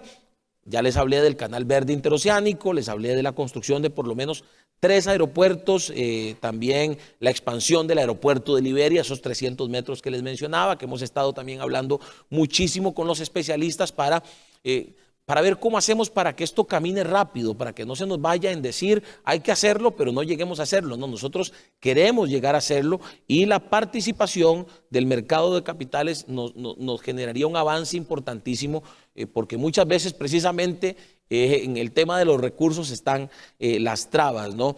El proyecto Transgam que les mencioné, que es el que tiene que ver con todo el tema de movilidad, no solo en el gran área metropolitana, sino en todo el país, y gran parte de esto debe pasar por el mercado de valores sin ninguna duda. Estamos hablando de carreteras, estamos hablando de puentes, de hospitales, de cárceles, de infraestructura educativa también, donde también tenemos un importante y terrible rezago, de la infraestructura necesaria para generar la conectividad, 100% de conectividad que necesitamos en este país. Y como ejemplo tenemos el Fondo de Inversiones del Banco Nacional, que financió la construcción y la puesta en marcha del lugar donde operan las superintendencias. Y el tema 3 que debo tocar en relación al tema de obra pública es el tema de la transparencia. El sector privado es nuestro aliado y será nuestro aliado. No es una pose electoral, no es un discurso para quedarle bien a ustedes, es la realidad. El sector privado es nuestro aliado porque es el único capaz de generar empleo. Cuando se crean nuevas plazas en el sector público, lo que estamos es agravando la situación. Lo ha hecho este gobierno y lo han hecho los últimos 2 gobiernos. Y cuando se crean nuevas plazas, lo que hacemos es agravar. No estamos dándole una mayor solución al tema del desempleo, sino que agravamos el tema del gasto público, y por eso creemos que una alianza correcta con el sector privado nos llevará a resolver un problema tan grave como este. Y para nosotros eso es el sector privado, un aliado. No podemos sacar a Costa Rica de este retraso tan grave que nos resta competitividad y en el que vivimos actualmente sin la participación del sector privado. Nos necesitamos mutuamente y debemos trabajar juntos para que estas cosas se resuelvan. Entonces, por eso es importante la transparencia, por eso es importante cerrarle la puerta a la corrupción, por eso es importante que la transparencia y la competencia a través de las alianzas público-privadas y las alternativas de mercado de valores se den, porque eso eleva las posibilidades de desarrollo de obras importantes, de obras grandes, que en este momento son importantísimas y que pues por lo menos desde un gobierno de Nueva República estamos clarísimos que avanzarán en la dirección correcta. Y una última pregunta de este eje 2 se refiere a la inversión extranjera. La inversión extranjera directa y la atracción de capitales ha sido fundamental para el desarrollo económico y social de Costa Rica. En anteriores administraciones se ha impulsado y adoptado desincentivos para la atracción de inversión y de capitales, como, por ejemplo, las propuestas en torno a aumentar la carga tributaria en materia de ganancias de capital.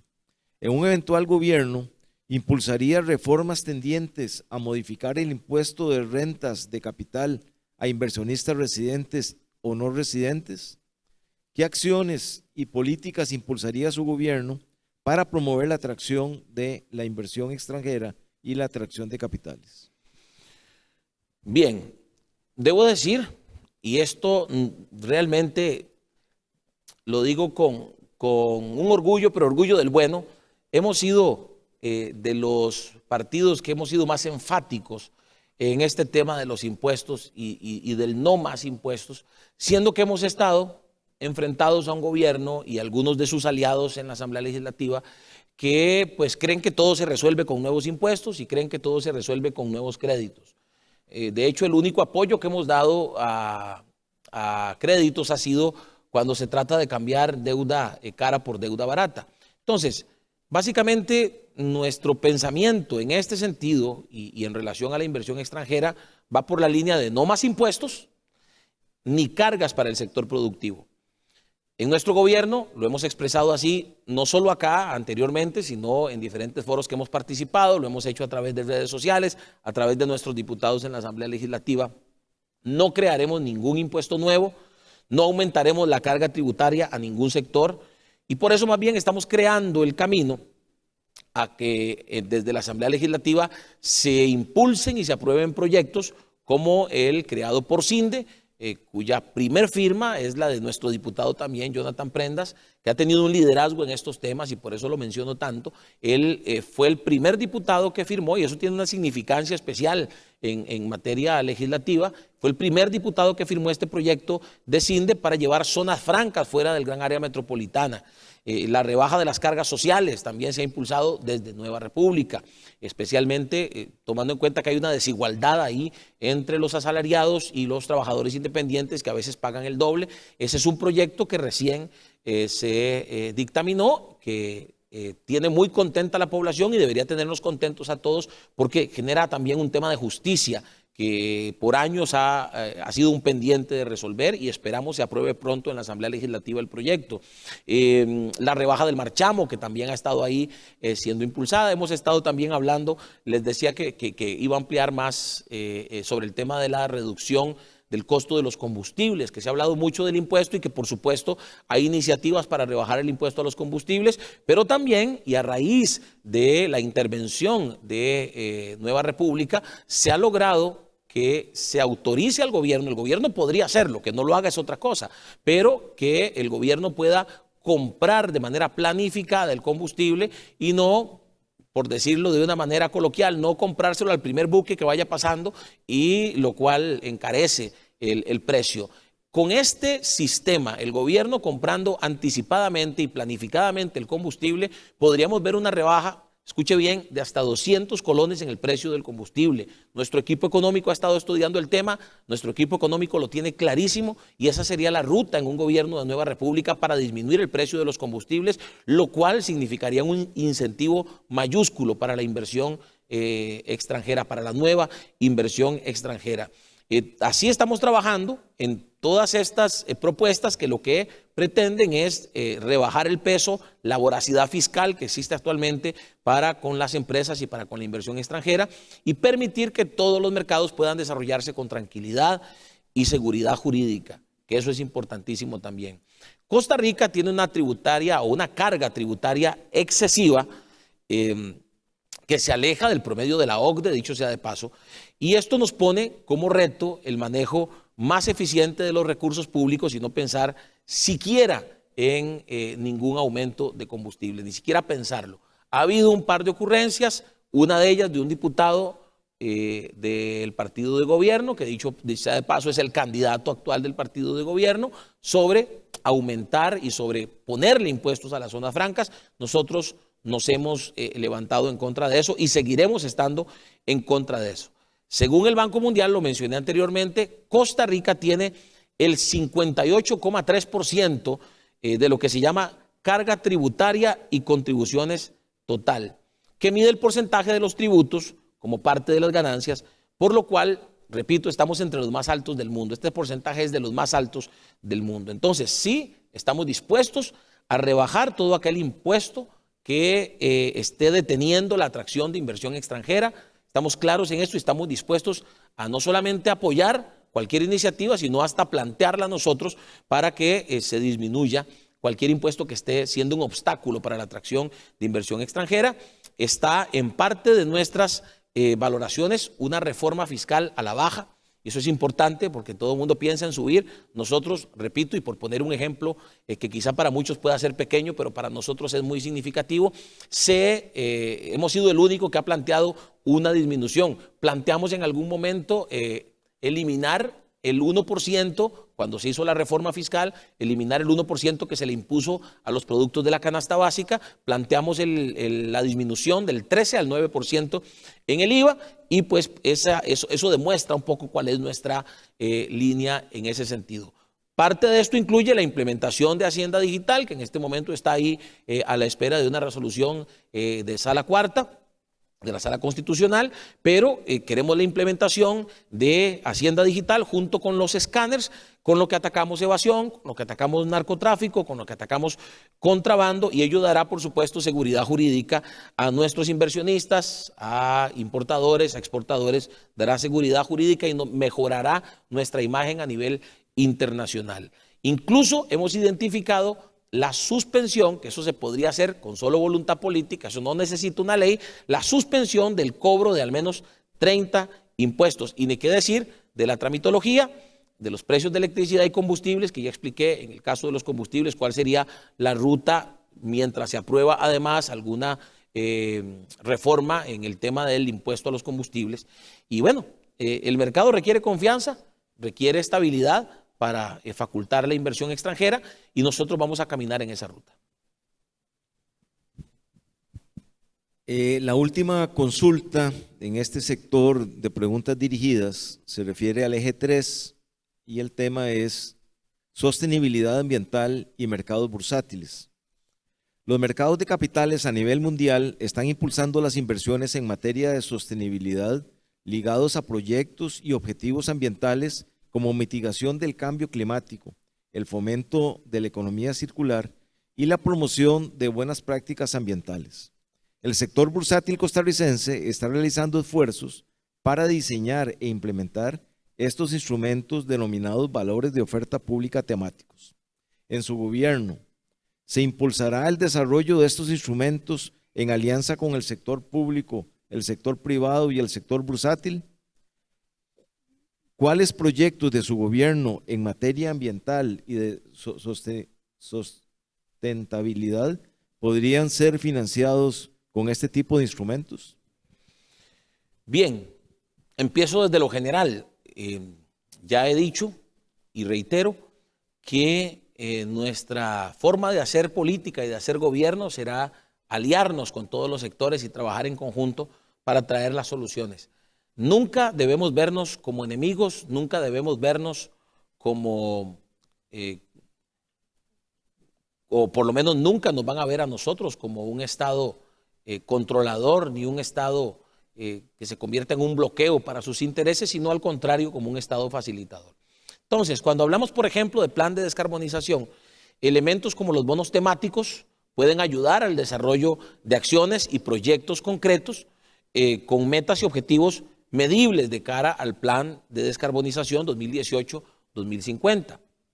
Por un lado, nuestras políticas de protección forestales y promoción, ojo esto, nuestras políticas de protección forestales y promoción de financiamiento, como el programa de pago por servicios ambientales ejecutado por el Fondo de Financiamiento Forestal, ya se han ido quedando cortos. Así que tenemos que buscar a través del mercado de valores y de los mercados bursátiles mecanismos que puedan otorgar fondos hoy,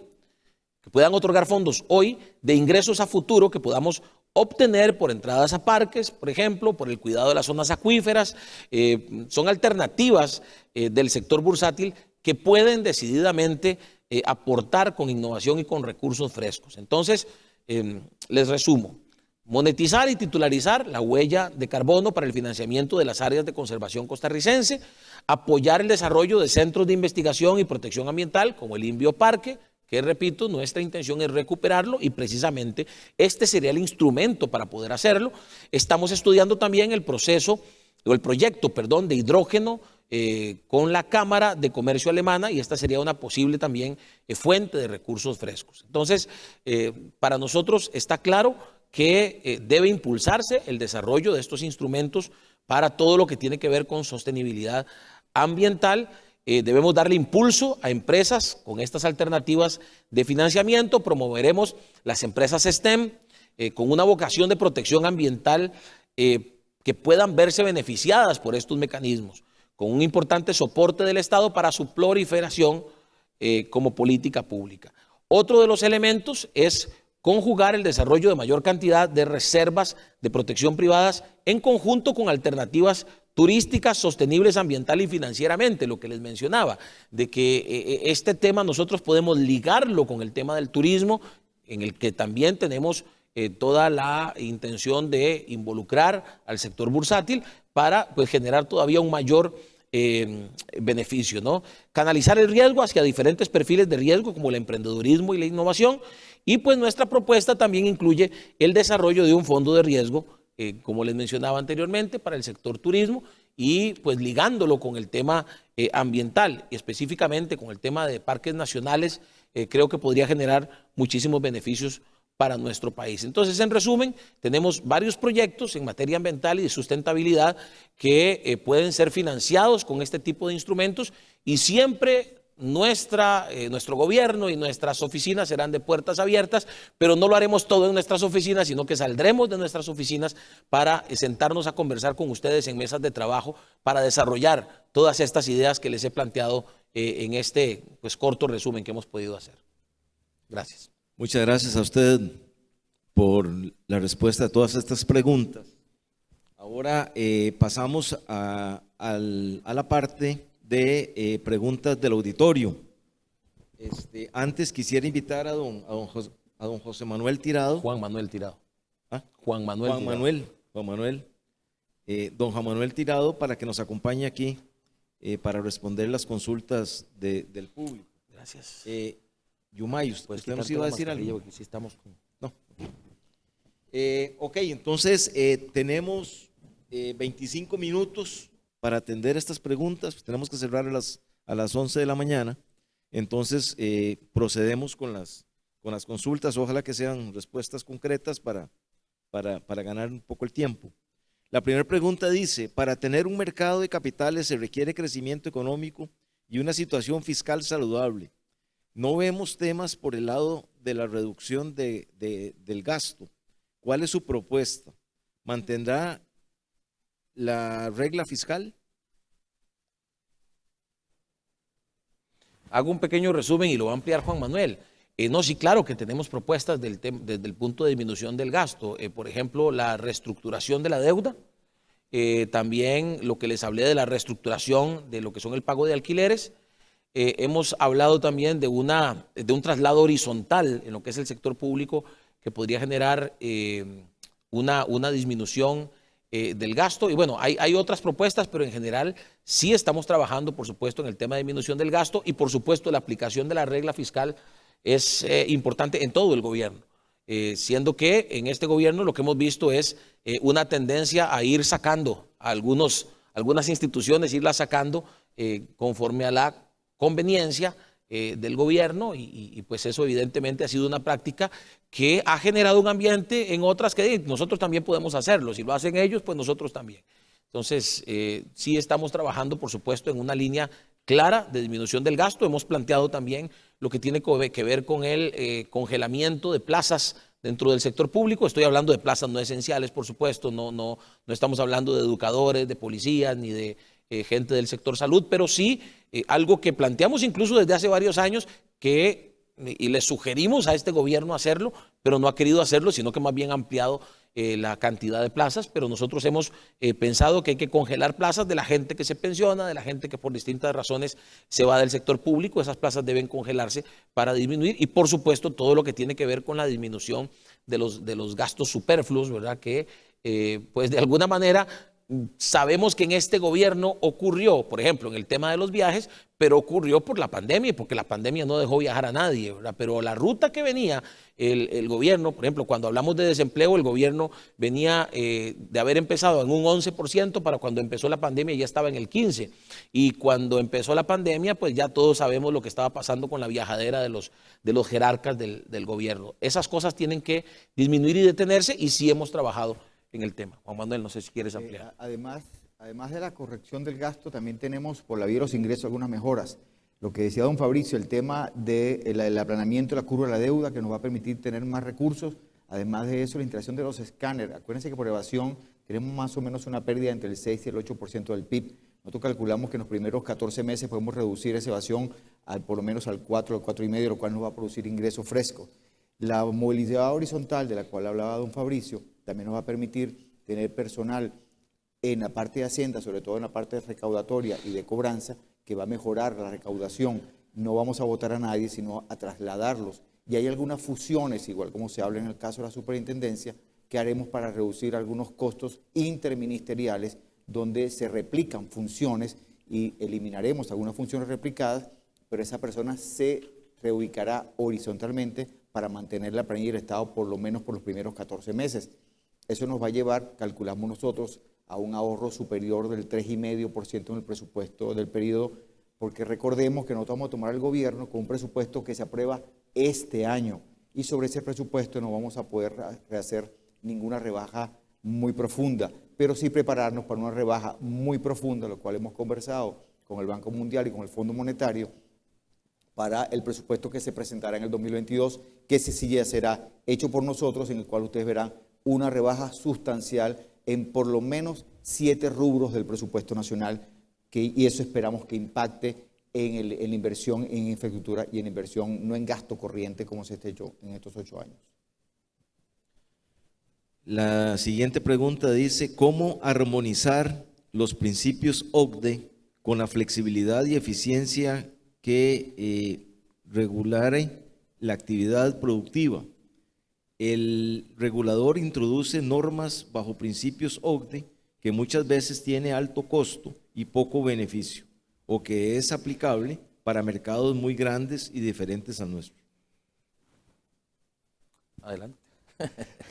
Me tocó, usted es el experto en ese tema. Me tocó acompañar al diputado Jonathan Prendas en las negociaciones de la Comisión OCDE.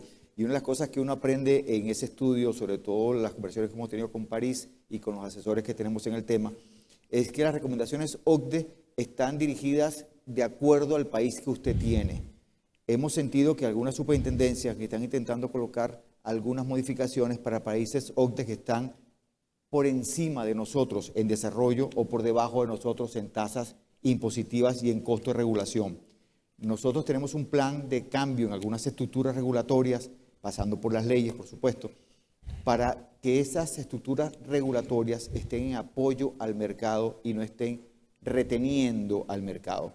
¿Esto qué nos lleva? La OCDE nos ha dicho que cuando seamos gobierno, implementaremos una mesa de trabajo con ellos, en la cual nos van a llevar de la mano para que las regulaciones que podamos implementar, no solamente en SUGEVAL, sino también en SUGEF y quizás en CONACYF, como un todo, como el paraguas total, se amolde al país que tenemos, a los costos que tenemos. Por eso tenemos un plan que lo hemos denominado el Plan 14-14. Asumimos que vamos a tener 14 meses muy fuertes todos nosotros en este trabajo, porque este trabajo no lo hacemos solo nosotros. Nosotros llegamos aquí por ustedes, así que vamos a seguir trabajando con ustedes para que en esos 14-14 podamos hacer los cambios que necesita, no solamente el mercado como un todo, sino el mercado de valores, para que se dinamice, para que el supervisor sea un promotor de mercado, para que el supervisor se convierta, como lo acaba de hacer Belice, que su regulador ha introducido el cambio o el apalancamiento de los recursos naturales, el coral, como una medida de mitigación del riesgo de emisión de bonos para la creación de deuda nueva. Esas cosas tiene que permitirle el regulador. Han pasado más de 20 años que no se cambia la ley. El regulador creemos que se ha quedado un poco atrás en lo que se necesita en el mercado, tanto en SUGEF como en SUGEVAL. Habla el regulador como un todo para que el mercado se dinamice. Tenemos que implementar medidas digitales. Hay sistemas digitales que no se utilizan en el país cuando alguien pudiera desde su teléfono hacer un montón de cosas hoy en día. Ya la banca lo tiene. Hay que traer el mercado de capitales a eso. Muchas gracias. ¿Cómo planea su equipo económico compensar la pérdida de ingresos derivado de la rebaja de impuestos, reducción del IVA del 13 al 9%? Bueno, en primera instancia, nosotros creemos que no necesariamente eso genera una disminución de ingresos, porque más bien dinamiza la economía, le da la oportunidad a los costarricenses de tener más para gastar, para invertir, para comprar, Entonces eso más bien va a generar un dinamismo y cuidado y no mayores ingresos a las arcas del Estado. Pero a la vez también, por supuesto, estamos trabajando en proyectos que generan desarrollo y generan inversión, como el Canal Verde Interoceánico, como el proyecto Transgam, como todos los proyectos de infraestructura que les mencioné. El proyecto, este para nosotros es vital porque genera porcentajes muy importantes de ingresos que nos permitirán pues amortizar deuda, y me refiero al proyecto de la titularización para la exploración y posible explotación de recursos naturales. Entonces, pues creo que la ruta está clara en el sentido de que propuestas como estas, lejos de afectar el obtener la captación de recursos, pues lo que está haciendo más bien es dinamizar la economía y nos va a permitir ver un crecimiento económico, ver más a la gente con más posibilidades de comprar, con más posibilidades. El comercio va a ser muy favorecido, el sector comercial va a ser muy favorecido, y a la par de eso, toda esta ruta que les estoy mencionando que generará nuevos ingresos. Por ejemplo, los escáneres para nosotros ha sido un tema vital y un tema de de prácticamente todo el tiempo. Desde que inició este periodo hemos insistido, el gobierno ha tenido ofrecimientos de países para recibir los escáneres de manera de manera donada, ha sido una donación con incluso el mantenimiento donado también, y el gobierno los ha rechazado. Ese no será el caso de nuestro gobierno, más bien implementaríamos de inmediato la posibilidad de que vengan esas donaciones para que a través de los escáneres o gracias a los escáneres podamos atacar la evasión, y con ello pues también dejemos de recibir o dejemos de perder recursos que hoy se están perdiendo por la falta de instalación de esos escáneres. Si querés ampliar, no sé. ¿Estamos bien? Bien. No mencionó el tema de informalidad. Los indicadores de empleo revelan que esta ronda el 45%. ¿Qué medidas planea gestionar para atacar la informalidad? Bueno, les hablé, por ejemplo, del tema del bono pymes. El bono pymes no se podrá dar a ningún emprendedor que esté en la informalidad. Y creo que muchos van a querer contar o tener la posibilidad de acceder a ese bono pymes. Tendrán que cumplir con algunos requisitos en cuanto a cantidad de personal, y por supuesto uno de esos requisitos que ya está en el proyecto de ley es que estén debidamente inscritos y que tengan o que estén en condición de formalidad.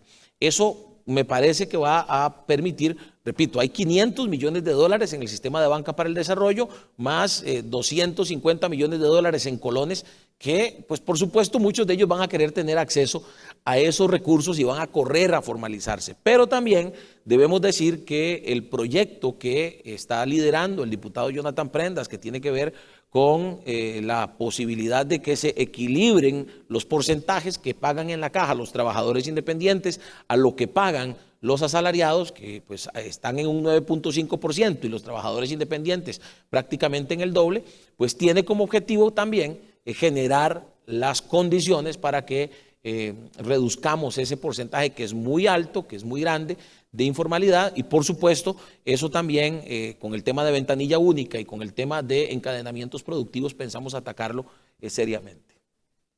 ¿Quieres ampliar? Usted lo ha hecho muy bien, jefe. Vamos bien entonces.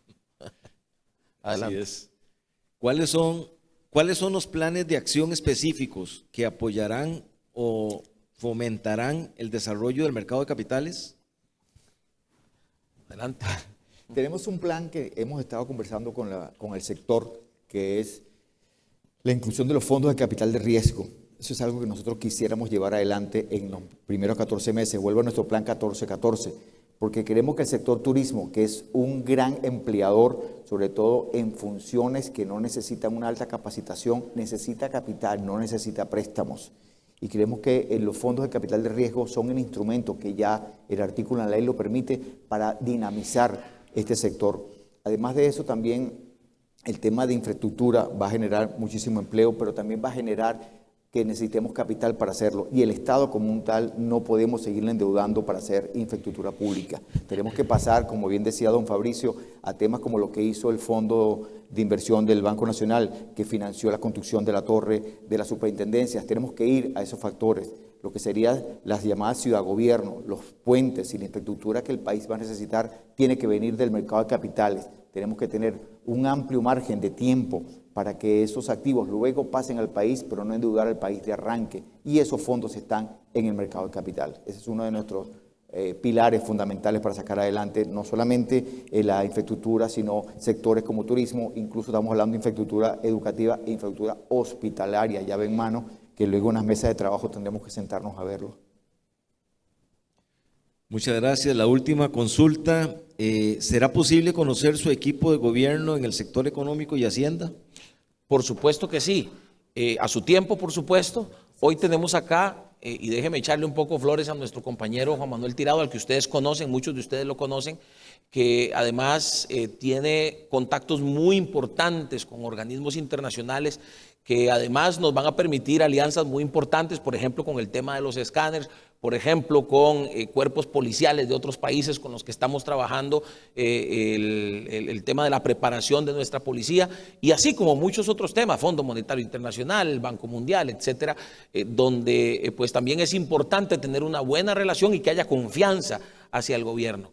Juan Manuel es el coordinador de nuestro equipo económico. Iván mencionó en la presentación del plan general que tenemos 15 equipos de trabajo conformados todos por gente profesional, por gente que tiene, estoy yo seguro, toda la capacidad de llevar el rumbo de este país, y por supuesto el equipo económico es uno de los pilares. Creo que hoy ha quedado demostrado que estamos haciendo el trabajo, estamos haciendo la tarea y la seguiremos haciendo, porque nuestra intención no es participar en foros, nuestra intención es tomarnos de la mano con los sectores para generar las ideas que este país necesita para poner a trabajar y a producir este país. Y bueno, yo por lo menos, déjenme decirles que me siento muy, en el buen sentido de la palabra, confiado en que el trabajo que está realizando el equipo económico desde la dirección de Juan Manuel Tirado, pues nos está generando ideas que creo yo a muchos de ustedes ya los están convenciendo y les están diciendo que somos un partido que tiene una ruta clara y que sabe que en este momento donde nos chima el zapato a todos es en los temas económicos, en los temas de desempleo. Las encuestas hoy dicen, cuando le preguntan a la gente qué es lo que más le preocupa, lo primero siempre tiene que ver con lo económico, lo segundo, incluido el desempleo por supuesto, y lo segundo tiene que ver con seguridad. A partir de ahí, ustedes vieron los equipos que tenemos, equipo económico, equipo de ciencia y tecnología para avanzar en los temas de conectividad y las ciudades científicas e inteligentes, un país inteligente, un país seguro, un país digital es lo que queremos, equipo de infraestructura, equipo de turismo, equipo social, equipo de salud, equipo de seguridad, equipo de educación, equipo de juventud, de cultura, de deporte. Estamos trabajando en cada uno de los temas donde es necesario, y déjenme decir esto porque es muy importante. Nosotros tenemos claro que existen sectores que de pronto van a querer polarizar en otros temas que no son urgentes, pueden ser importantes, pero en este momento no son los que están golpeando al país. Nosotros sí estamos enfocados y queremos trabajar de la mano con ustedes, si ustedes así nos lo permiten, en las propuestas. Entonces, equipo económico tenemos, se lo puedo asegurar, y además los nombres, pues algunos de ellos han pedido esperar un tiempo para hacerlos públicos por diversas razones que tienen que ver con su operación arroz y frijoles, porque están trabajando y porque además necesitan que su clientela no salga corriendo o no vea con malos ojos que se involucren en la política, por ejemplo. Gente que hoy está en el sector público, que nos está generando muy buenas ideas, y en fin, gente que viene de muy diferentes sectores, pero que tienen claro que Costa Rica necesita una transformación, un cambio, una ruta redirigida en un prácticamente 180 grados para empezar a caminar hacia lo que el país necesita. Entonces, en resumen, equipo, lo van a conocer, así como conocerán nuestro plan de gobierno. Tenemos poco más de 4 meses para hacerlo y ustedes van a conocer, y estoy seguro que se van a convencer de que somos la mejor opción además. Muchísimas gracias por las respuestas. Antes de hacer el cierre del foro, no sé si usted quiere tomarse 5 minutos para hacer un cierre de su participación. Sí, por supuesto, agradecerles el habernos permitido compartir con ustedes hoy. Como les dije a los compañeros en la mesa del desayuno, esperamos que no sea la última, que sea la primera de muchas, donde nos sentemos a hablar, sí, por supuesto, a responder preguntas, pero sobre todo a construir. Que ustedes tengan la tranquilidad que lo que hoy aquí se ha hablado es el producto del trabajo de varios meses, gente de mis equipos de trabajo, de los equipos de Nueva República, que, repito, tienen la conciencia y saben y tienen la claridad de que este país necesita ser reconstruido en los próximos 4 años.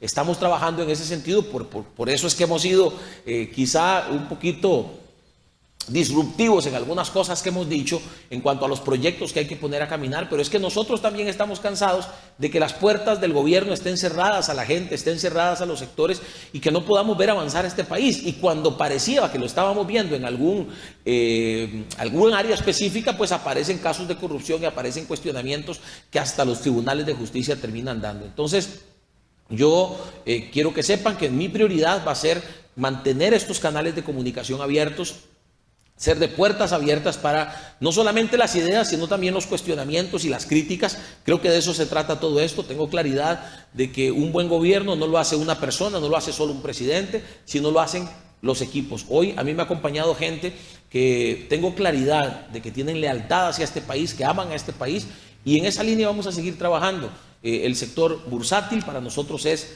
fundamental. Creo que les hemos hablado de lo mucho en lo que ustedes pueden aportar en el desarrollo de obra pública, en el crecimiento del sector turismo, en el crecimiento del sector emprendedor de las pymes. Así que yo creo que la inversión que podamos realizar de la mano con ustedes puede hacer grande a este país. Ese es nuestro objetivo, que este país camine, dejar de lado aquellas trabas ideológicas que nos han estancado en estos últimos 8 años y poner a caminar a este país. Agradecido con ustedes y a la orden siempre. Muchas gracias. Muchas gracias, don Fabricio, por su participación, don Juan Manuel y a don Iván. Muchas gracias por la participación de ustedes. Y gracias. Los dejo con Yumay para el cierre. Muchas gracias. Muchas gracias a ustedes por esta participación, y luego del mensaje final de don Fabricio cerramos la primera sesión del foro del sector bursátil con candidatos a la presidencia 2022-2026. Esperamos que los temas abordados el día de hoy les permitan tener una idea clara de las propuestas del candidato Fabricio Alvarado del Partido Nueva República. Tengan un buen día.